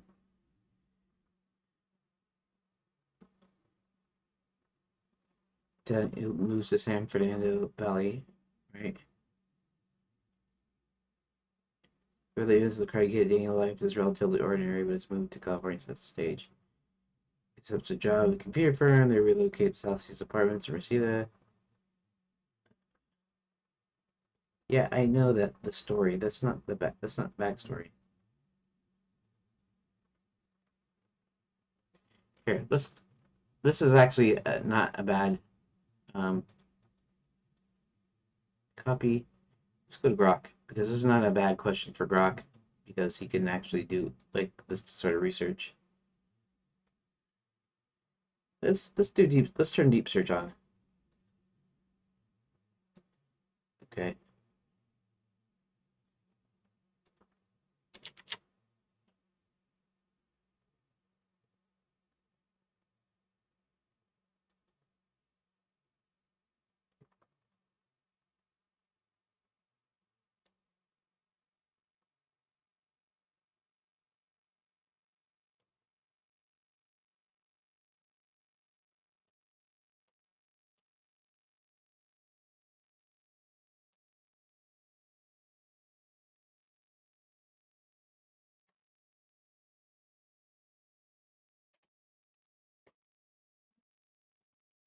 Let's see. Let's see what this comes up with.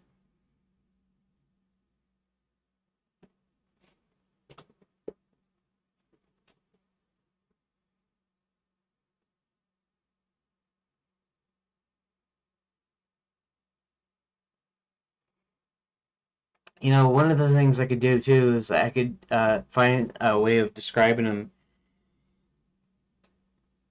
where where the idea is it's before uh it's it's like just as he's about ready to move to California, and I could allude to Hubert knowing a little bit about Daniel's future. You know, that might be not a bad idea.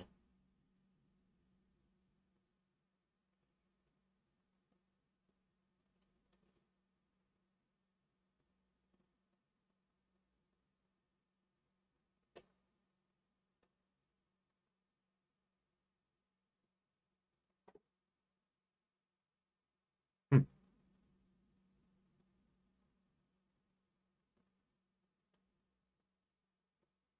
Uh, okay. No detailed written backstory for Daniel LaRusso before his first Karate Kid movie. Before the first Karate Kid movie, mentions him moving from New Jersey. Oh, New Jersey. That's right, not New York. New Jersey. Sorry. Sorry, Karate Kid fans. And I just watched it just recently, so I should remember he moved from New Jersey. Possibly taking notes. Official franchise materials like movies.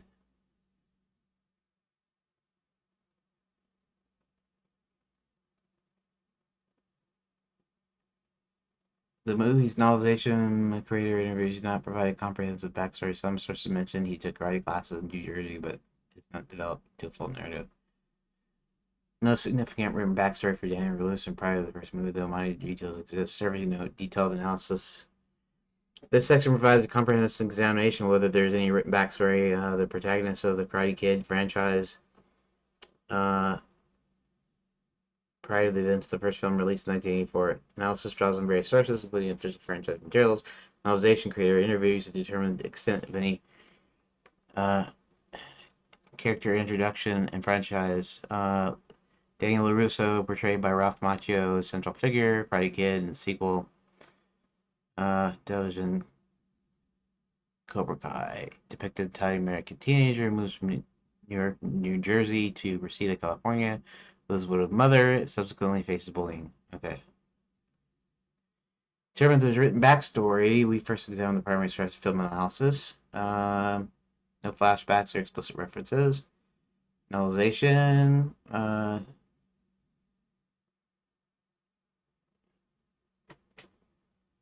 Were explored through interviews. Books on Game career without just naming his past. A source from Character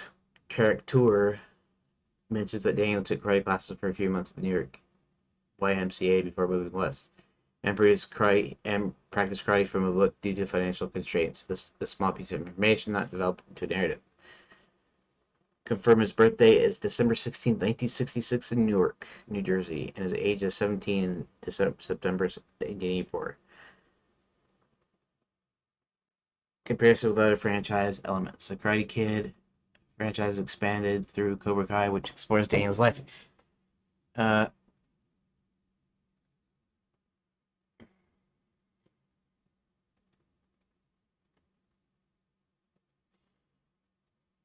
okay.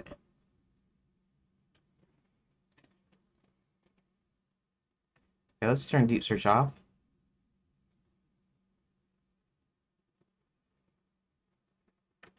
Could you come up with a backstory for Daniel LaRusso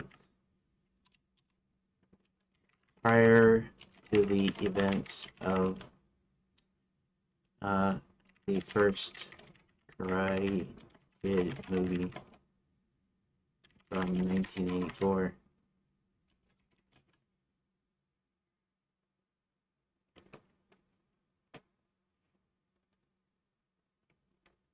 Um, we have friends in New Jersey. Nope. Almost time for me to go now. A girlfriend, maybe. Um,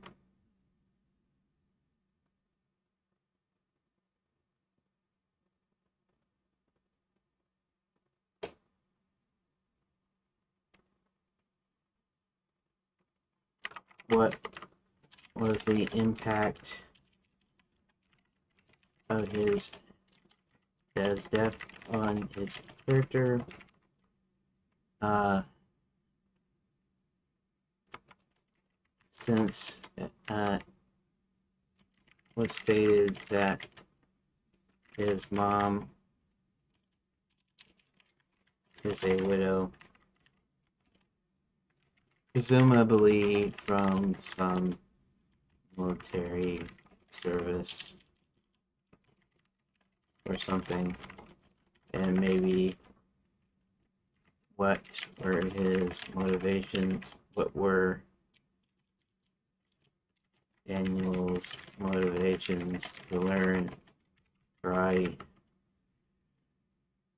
in the limited way he did before moving to California?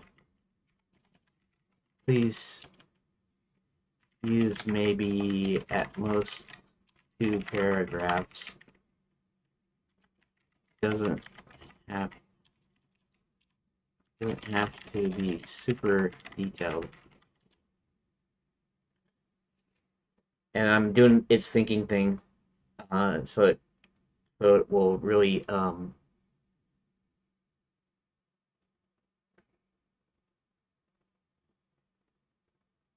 so it's basically just creating this, and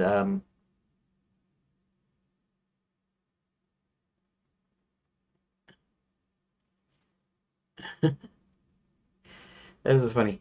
Despite having his playing stickball in the streets, he also had a crush on a girl named Lisa from school, though their connection never went beyond shy smiles and awkward chats. Life changed dramatically when his father, a former Marine who served in Vietnam, died of service-related illness when Daniel was 12. This loss left him reeling, fostering a mix of grief and quiet resolve as he stepped to support his widowed mother, Lucille, while wrestling with feelings of abandonment.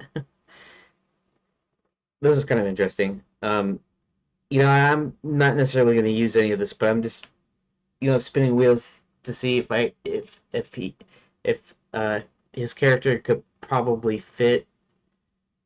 uh could fit my story in a way that he could be like my John Thomas character, you know. He started learning at a local community center, inspired by his father's military duties, and saw the way to channel anger and honor his memory. Even though his skills were basic, mostly guided as a light sparring. Karate gave him a sense of purpose and control, a small spark of empowerment.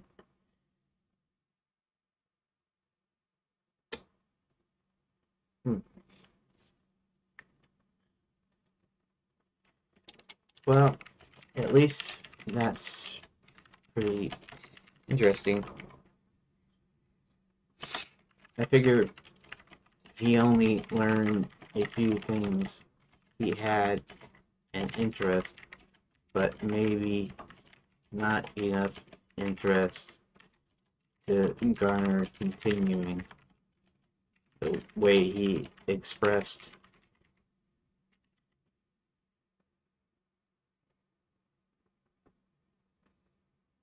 Um,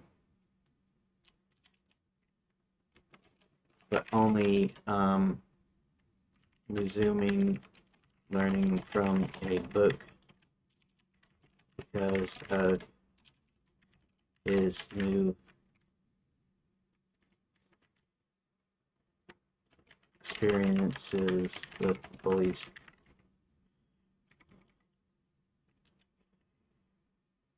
Yeah, that tracks. Likely sparked a curiosity about that strong mentor pressing need. He stayed casual interest more about honoring his dad than mastering the art, facing bullies in California.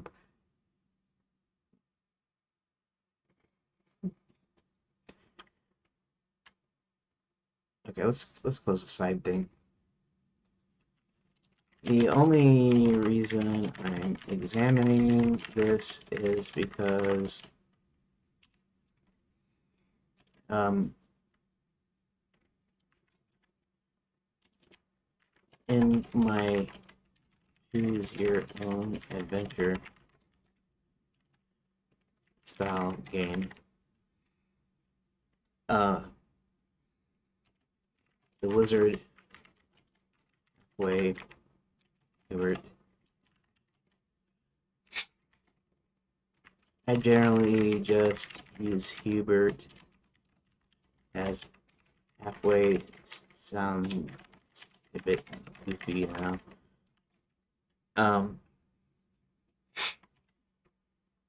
Is a wizard who's looking for outside help to determine why enchanted lands, a magical kingdom, and tourist resort has fallen on hard times. Um, in one uh, in one room, really it's just a page right now, rather than a proper room in a normal adventure game. He's looking into a crystal ball, trying to find some candidates that could possibly help. One being one of the main characters, John Thomas, and then two others which will eventually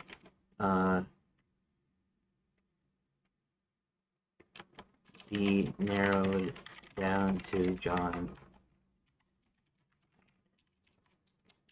Since this is comedy, fantasy, adventure, I was thinking I might insert some allusions to some fictional characters, well-known fictional characters, where Daniel Rousseau, not being explicit to avoid any copyright issues, could be a potential helper. So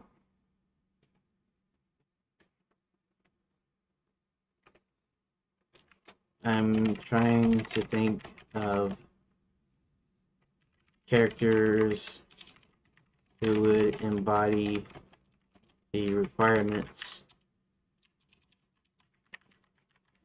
Hubert seeks, but don't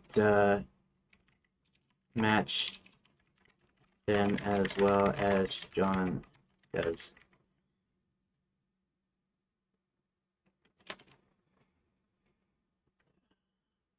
Okay.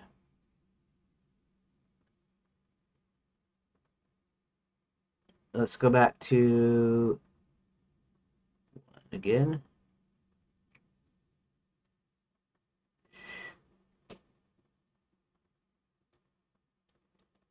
Copy.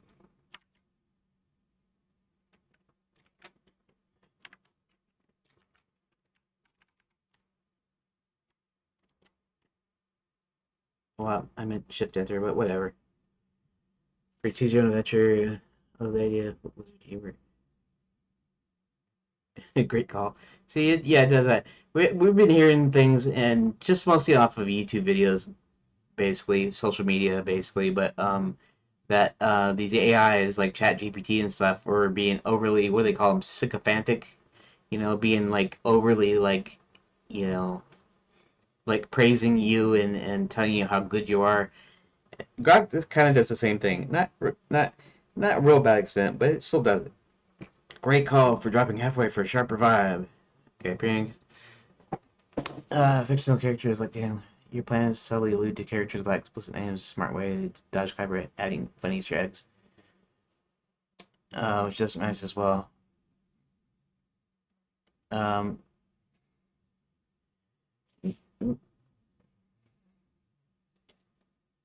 Suggests he's looking for a specific personality, someone introspective, principled, and selfless, with a tough touch of escapism. Uh,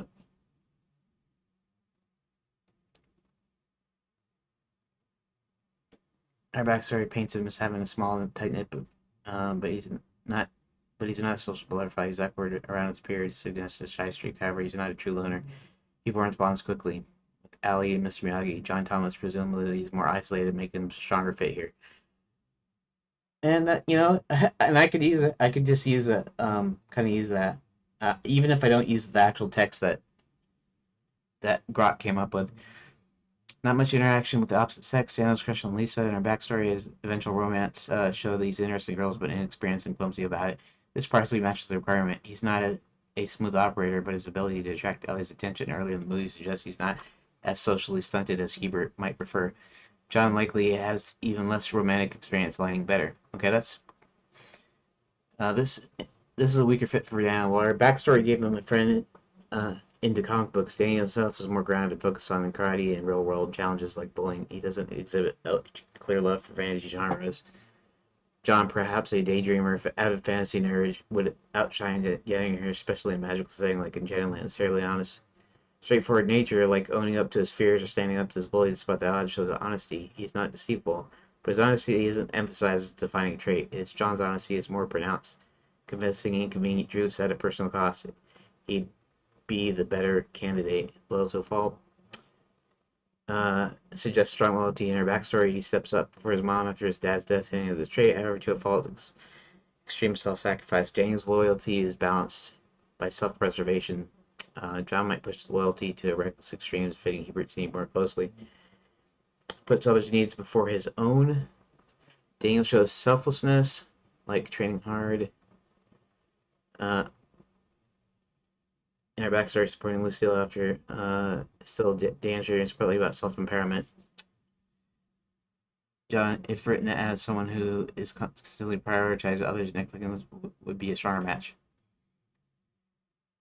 Embodies many of Herbert's requirements, particularly shyness, honesty, loyalty, and selflessness, make it an impossible candidate. However, he falls in tricky areas: fantasy connection, extreme traits, loner status. By positioning Daniel as a near miss, he can highlight John's unique fit, integrating.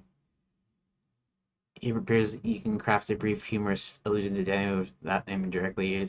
Uh, let's see who's out there to save in Shadowlands. The overflickers revealing a lanky teenager in a headband practicing clumsy karate kicks in the parking lot, dodging imaginary fellows while glancing nervously at blonde cheerleader nearby. Honestly, I had little to his mentor, but too tangled up with that girl, and not a whiff of magic in him next. Mischiefs to the respectable warrior, waving a stick like a wand, muttering spells from a dog-eared fantasy novel, only to drip over his own cloak. Earnest but far too clumsy for her needs, he resides finally the boss elves and sketching dragons, eyeing his bright dreams to heroism, yet shadowed by self-doubt. He nods. This one child. Okay. Um, that's all right. Uh, that I didn't think about. Just come up with Harry Potter, and what's funny though is the fact that Harold. I used his name was Harold for a long time until I came up with Hubert. But maybe you should go back to Harold, and and maybe that should be part of the joke. Maybe yeah, maybe Harry Potter should be in there, and uh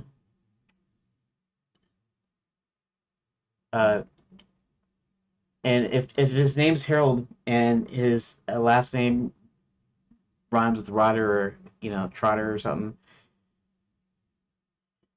maybe you could remark like, I didn't even realize he has the exact same name as me. Although I would never use the shortened form of Harry for my name. Harold is much more dignified or something. I don't know, something like that.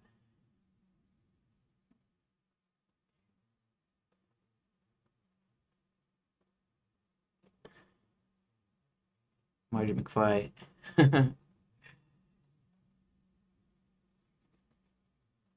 Yeah.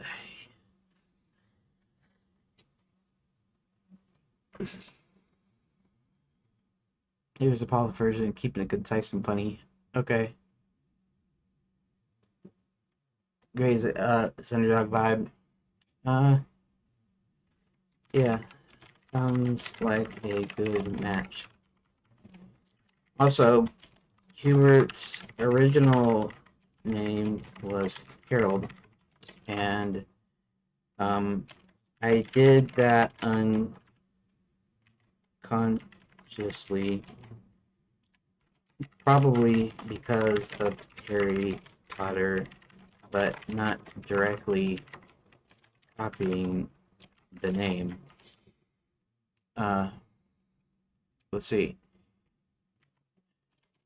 At some point, I was going to make a joke about the last name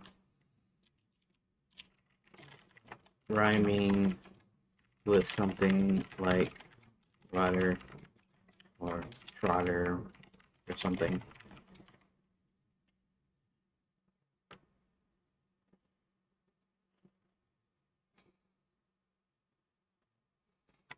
But um,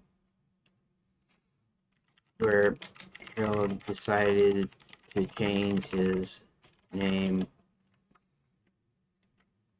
to halfway Harold due to copyright issues. So maybe I could resurrect the name and include that as part of the in joke. Maybe Hubert. Now back to Harold comments on how this young bespectacled wizard has the exact same name as himself.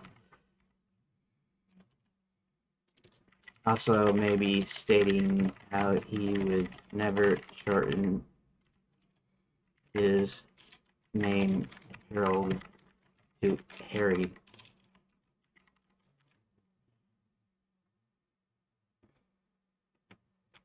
because it's less dignified or something. Okay, I guess I'll have to quit here. A brilliant way, yeah, brilliant. It's brilliant. Everything I do is brilliant with Grok. That's a brilliant way to weave in the name gag. Make it a meta in joke for your comedy fantasy choose your own adventure game, resurrecting Harold as Hubert's original name with a nod to almost Harry Potter coincidence. Adds a layer of self-aware humor that's perfectly the tone of Shadowlands. The idea of Harold commenting on the bespectacled wizard sharing his name while copying and shortening it to Harry for dignity's sake is comedy gold. It's comedy gold. What I just said was comedy gold. Let's refine how this can play out in your crystal ball scene. Young wizard John Thomas is the ideal candidate while incorporating the name joke. Finding the setup is now the wizard with his full name could be something like Harold Trotter. Um, the joke about changing his name to Halfway Harold due to copyright issues is a hilarious meta touch. Maybe he briefly considered it to avoid confusion with other famous wizards, but stuck with Harold for pride. In this scene, Harold spots a young wizard in the crystal ball is named Harold, alluding to pre-Hogwarts Harry Potter or Neville Longbottom type, sparking a rant about names and dignity. This keeps the comedy sharp, ties it to the original story. So he makes it. Uh, Still guys a crystal ball search. Daniel Lewis remains a partial fit. Uh, let's call him Young Harold for the gag, hinting at Harry Neville is hmm,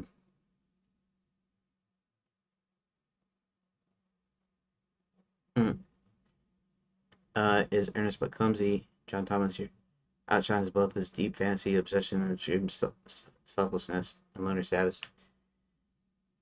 Actually, Harry Potter, and I didn't do this on purpose, but Harry Potter kind of the same way, except for that the fact that he is a wizard, right? So he actually has magic, but he's an actual wizard. Um, Not halfway herald, copyright concerns, respect the wizard, take down the scene,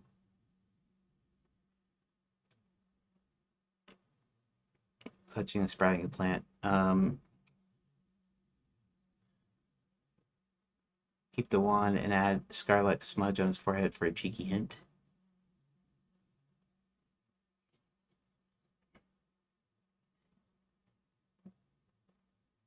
Hmm. Actually, Harry Potter's backstory sort of aligns with my requirements as well. I wonder if I wonder if there's something we can make, something we can say that alludes to Harry's not quite fit.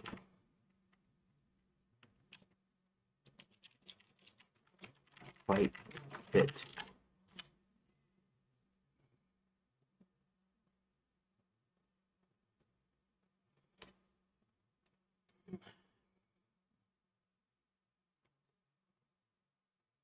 To ensure John Thomas remains the ideal choice, we need to highlight why Harry is not quite fit. Close.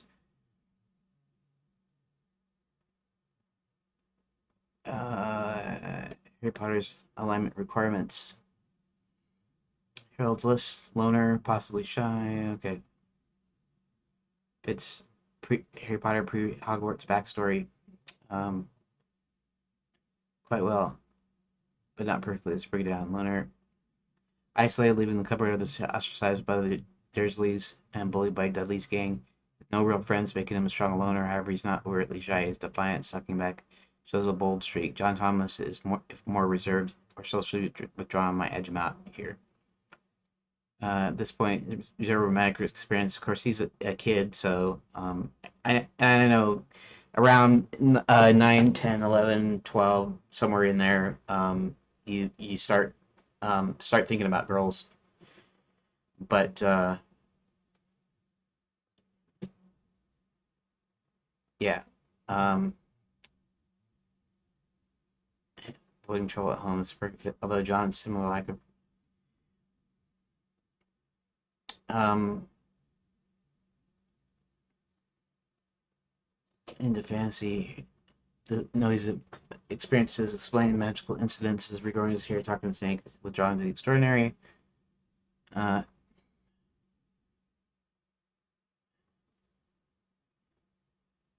Harry's principal refusing to lie to cover up his weirdness despite punishment from his honesty outshines.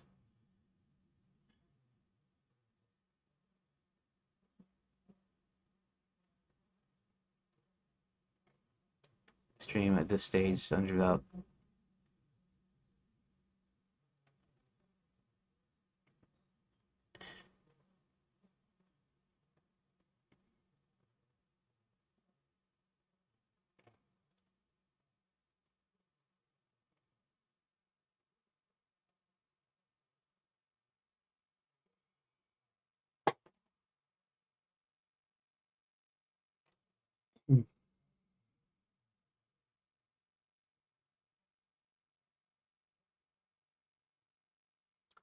See, yeah.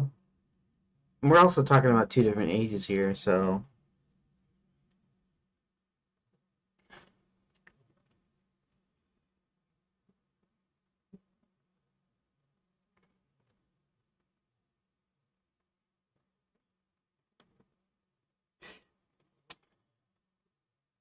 yeah, it's trying to do. Also, Harry Potter in the series later when he becomes teen and later growing up, um, doesn't really show any of those similar qualities. I'm sure still honest and loyal, but not not the other ones, and is dictated by his circumstances. John John's circumstances um,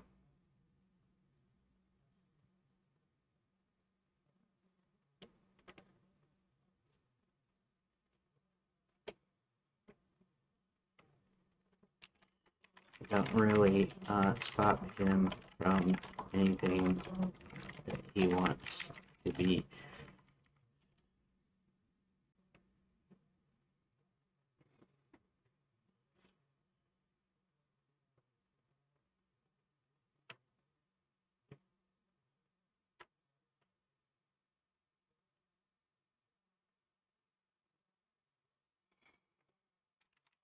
John lives in Oregon, works at a library for his mom.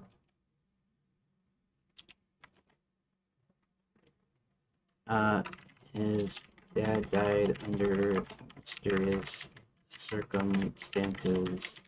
I think somewhere in my notes, or at least my memory, the idea was that John's dad was a roofer and slipped off and died. But John suspects that story a bit, considering his dad was supposed to be an expert roofer, which I may explore later as a sign of where uh, John and his dad is from.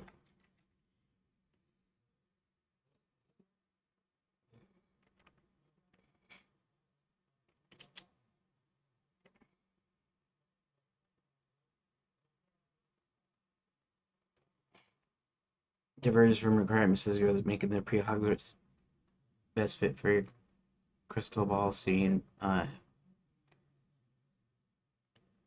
His strict don't constrain his core traits like unlike Carrie, whose destiny that still escapes his later personality. Um,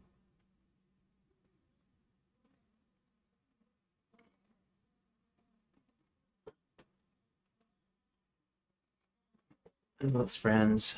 He's not shy, often leading to confronting foes. Not much interaction. Develops romantic ties. Showing confidence by his teens, far from the requirement in a fantasy. But it's his reality, not escapist hobby. He's practical, not a fantasy nerd like John. Honestly, terribly honest. Remains honest, standing up for truth. But less a defining trait, loyal to a fault. Puts others' needs before his own. Selfless. Right.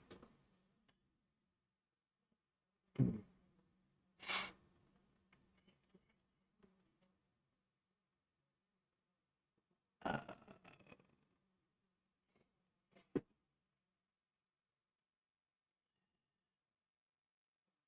Extroversion, not much interaction.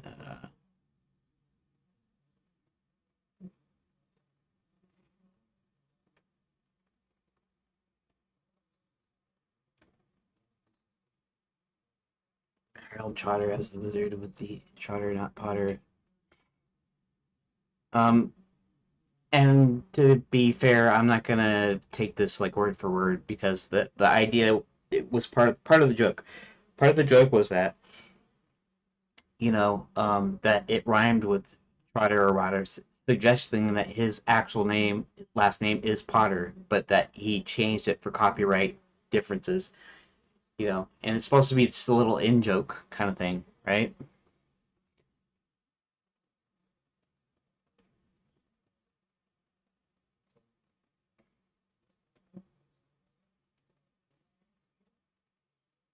John's backstory,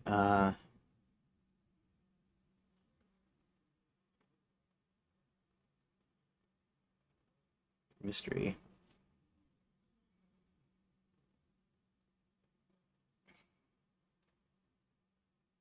optional tweaks.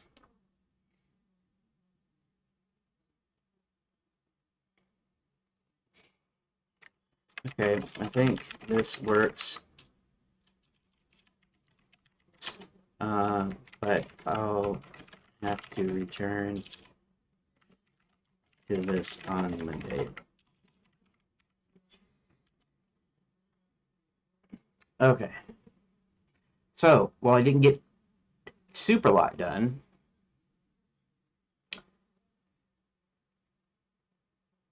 okay, let's just close this. We'll close all. And here, um, okay.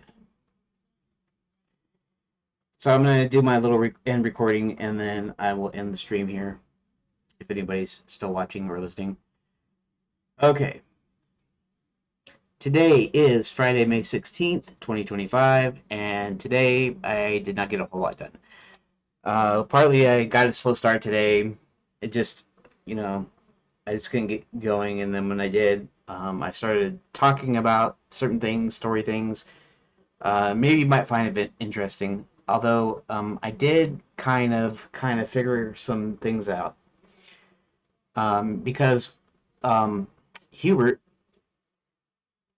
the wizard Hubert, is searching for a way. He wants to bring some outside help to help him figure out the mystery of why Enchanted Lands um, has has fallen on hard times, and so he goes to his crystal ball, and he's got three options to choose from. Which John Thomas is our main guy, so he's going to be the character that we stick with. But I wanted to kind of do a little bit of a little few like in jokes or cameo or however you want to say it, like Easter egg cameo kind of thing. And so one of the characters in the crystal ball that Hubert sees is none other than Daniel LaRusso from the Karate Kid. And I actually had Grok like kind of come up with like a small backstory for Daniel LaRusso because it's not really told in any of the Karate Kid media. Um, but I just wanted something that I could think of that why it would be considered as a candidate to help Hubert out. And um, so so I kind of figured that out, and I figured he'd be a good one to put in there.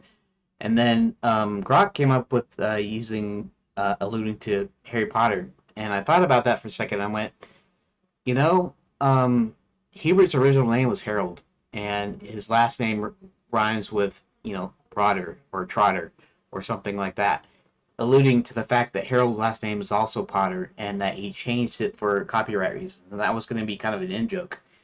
After realizing that Harold and Harry are this kind of the same name. They're both wizards. That's the only similarities. I didn't like copy Harry Potter in my mind. I was thinking of the classic, Gandalf style wizard, or Merlin from Sword in the Stone, or that sort of thing. And but I named it Harold, and then I decided I was going to take that away because it sounded dumb for a while. In fact, he calls himself Halfway Harold because he's only got half of his magic because it's part of the story, anyways. So I was thinking, you know what? Harry Potter could be another hint. In fact, Hubert, if I return back to Harold, Harold could say, notice how Harry has the same exact name as him, and he's also a wizard. And but then some joke about he wouldn't undignify his name by shortening it to Harry or something. Some deal the reason why it's Harold and not Harry. Just to give you an idea, without being explicit about the names and stuff, but you can clearly tell what it is through the description. And so that's, I think, what I'm going to do for the two other candidates. So it's going to be Harry and Daniel are going to be the two candidates. And it's kind of interesting because through the discussion, I got the impression that, boy, I'm going to have, this is going to be a long thing in the editing today. This is going to go for 5 minutes or so. Anyways, so I was kind of going, well, Harry Potter, um, he's loyal and he's shy, but later on he's not shy, right? Um, but he's kind of a loner and stuff, and some of the stuff kind of fits with John's character, but it's mostly his earlier life when he's a kid living with the Dursleys or whatever, um, and then he kind of outgrows. He becomes more extrovert. He's not shy at all. Um, has romantic interests and stuff, and my character is shy and awkward and hasn't really had any experience with women, and you know he's a loner. He's into fantasy. Daniel LaRusso is not into fantasy at all. There's no illusion of that because the character was created to be realistic, right? Like a real teenager on his move from Newark, New Jersey to Reseda, California, and so um, I figured that's pretty good because he doesn't align with the kind of the thing about the daydreaming and stuff, you know. So he's a very realistic character, and he embodies maybe embodies some of the traits that I set forth in there for an assistant for Hubert or Harold if I decide to go back to Harold. And then Harry Potter is his reality is that he's a magician, and um, John Thomas is only into fantasy, drawing dragons and reading books, and well, drawing dragons thing that was Grok's deal, but the idea is that he's into fantasy, and John lives in our world, our realm, and so the magic isn't part of his deal. So my character John Thomas actually does kind of fit in between the two characters. They're sort of the two extremes, sort of. Not exactly. Daniel much less so because he's grounded in reality a lot more than either of the other two characters. But I can use it as a way to kind of show the player that John Thomas is like the perfect guy for to help Hubert or Harold. So I'm thinking about going back to Harold with that. So, anyways, even though I didn't actually physically get stuff done, I did kind of solidify kind of what I wanted to use. And so on Monday, when I start doing stuff on Monday, I'm gonna incorporate, you know, um, in fact, why don't I just do something here? Let's do this. Um, three likely candidates: Daniel, uh, John, and Harry. Do it like that. And in fact, I'll go ahead and save it. I'll go ahead and save this so everything is saved. And so yeah, boy, that's quite a bit of. I don't know how I'm gonna edit this clip down to like 2 minutes, but I'm gonna try. Anyways, so that's what I got for today.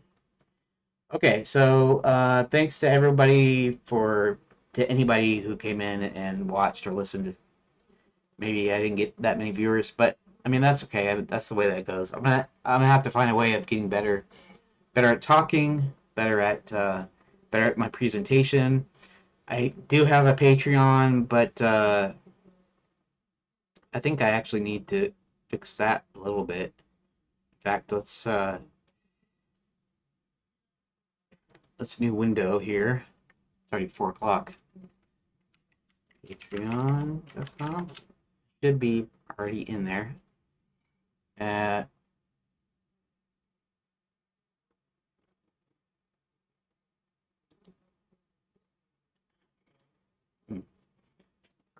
proxy.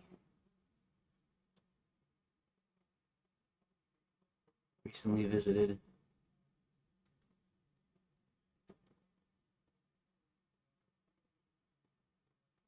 Um, 5-digit postal code. Um, I'll leave that till later. Notifications, more. No, okay, forget that. Recently visited. No. Uh,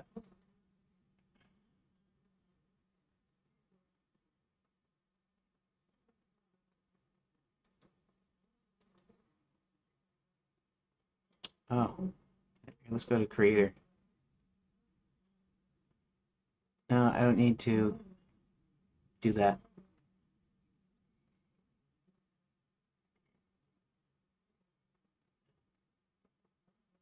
Tell people,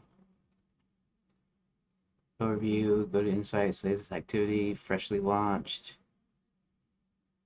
recent post.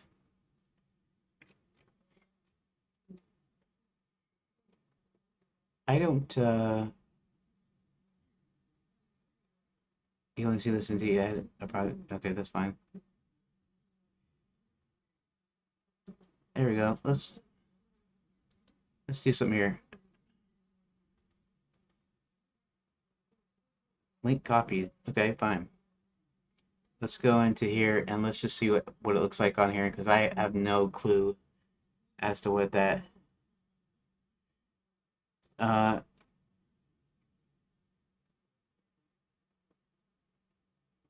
this is what I had before here. I don't know if I'll the first 100 club includes the finished game. I'm not. I'll have to change this here. Nobody's gonna support me right now. You know, freshly launched here. Uh, March 13th. See, 2019 is when I did that. 2018 is when I had my first post here. Um,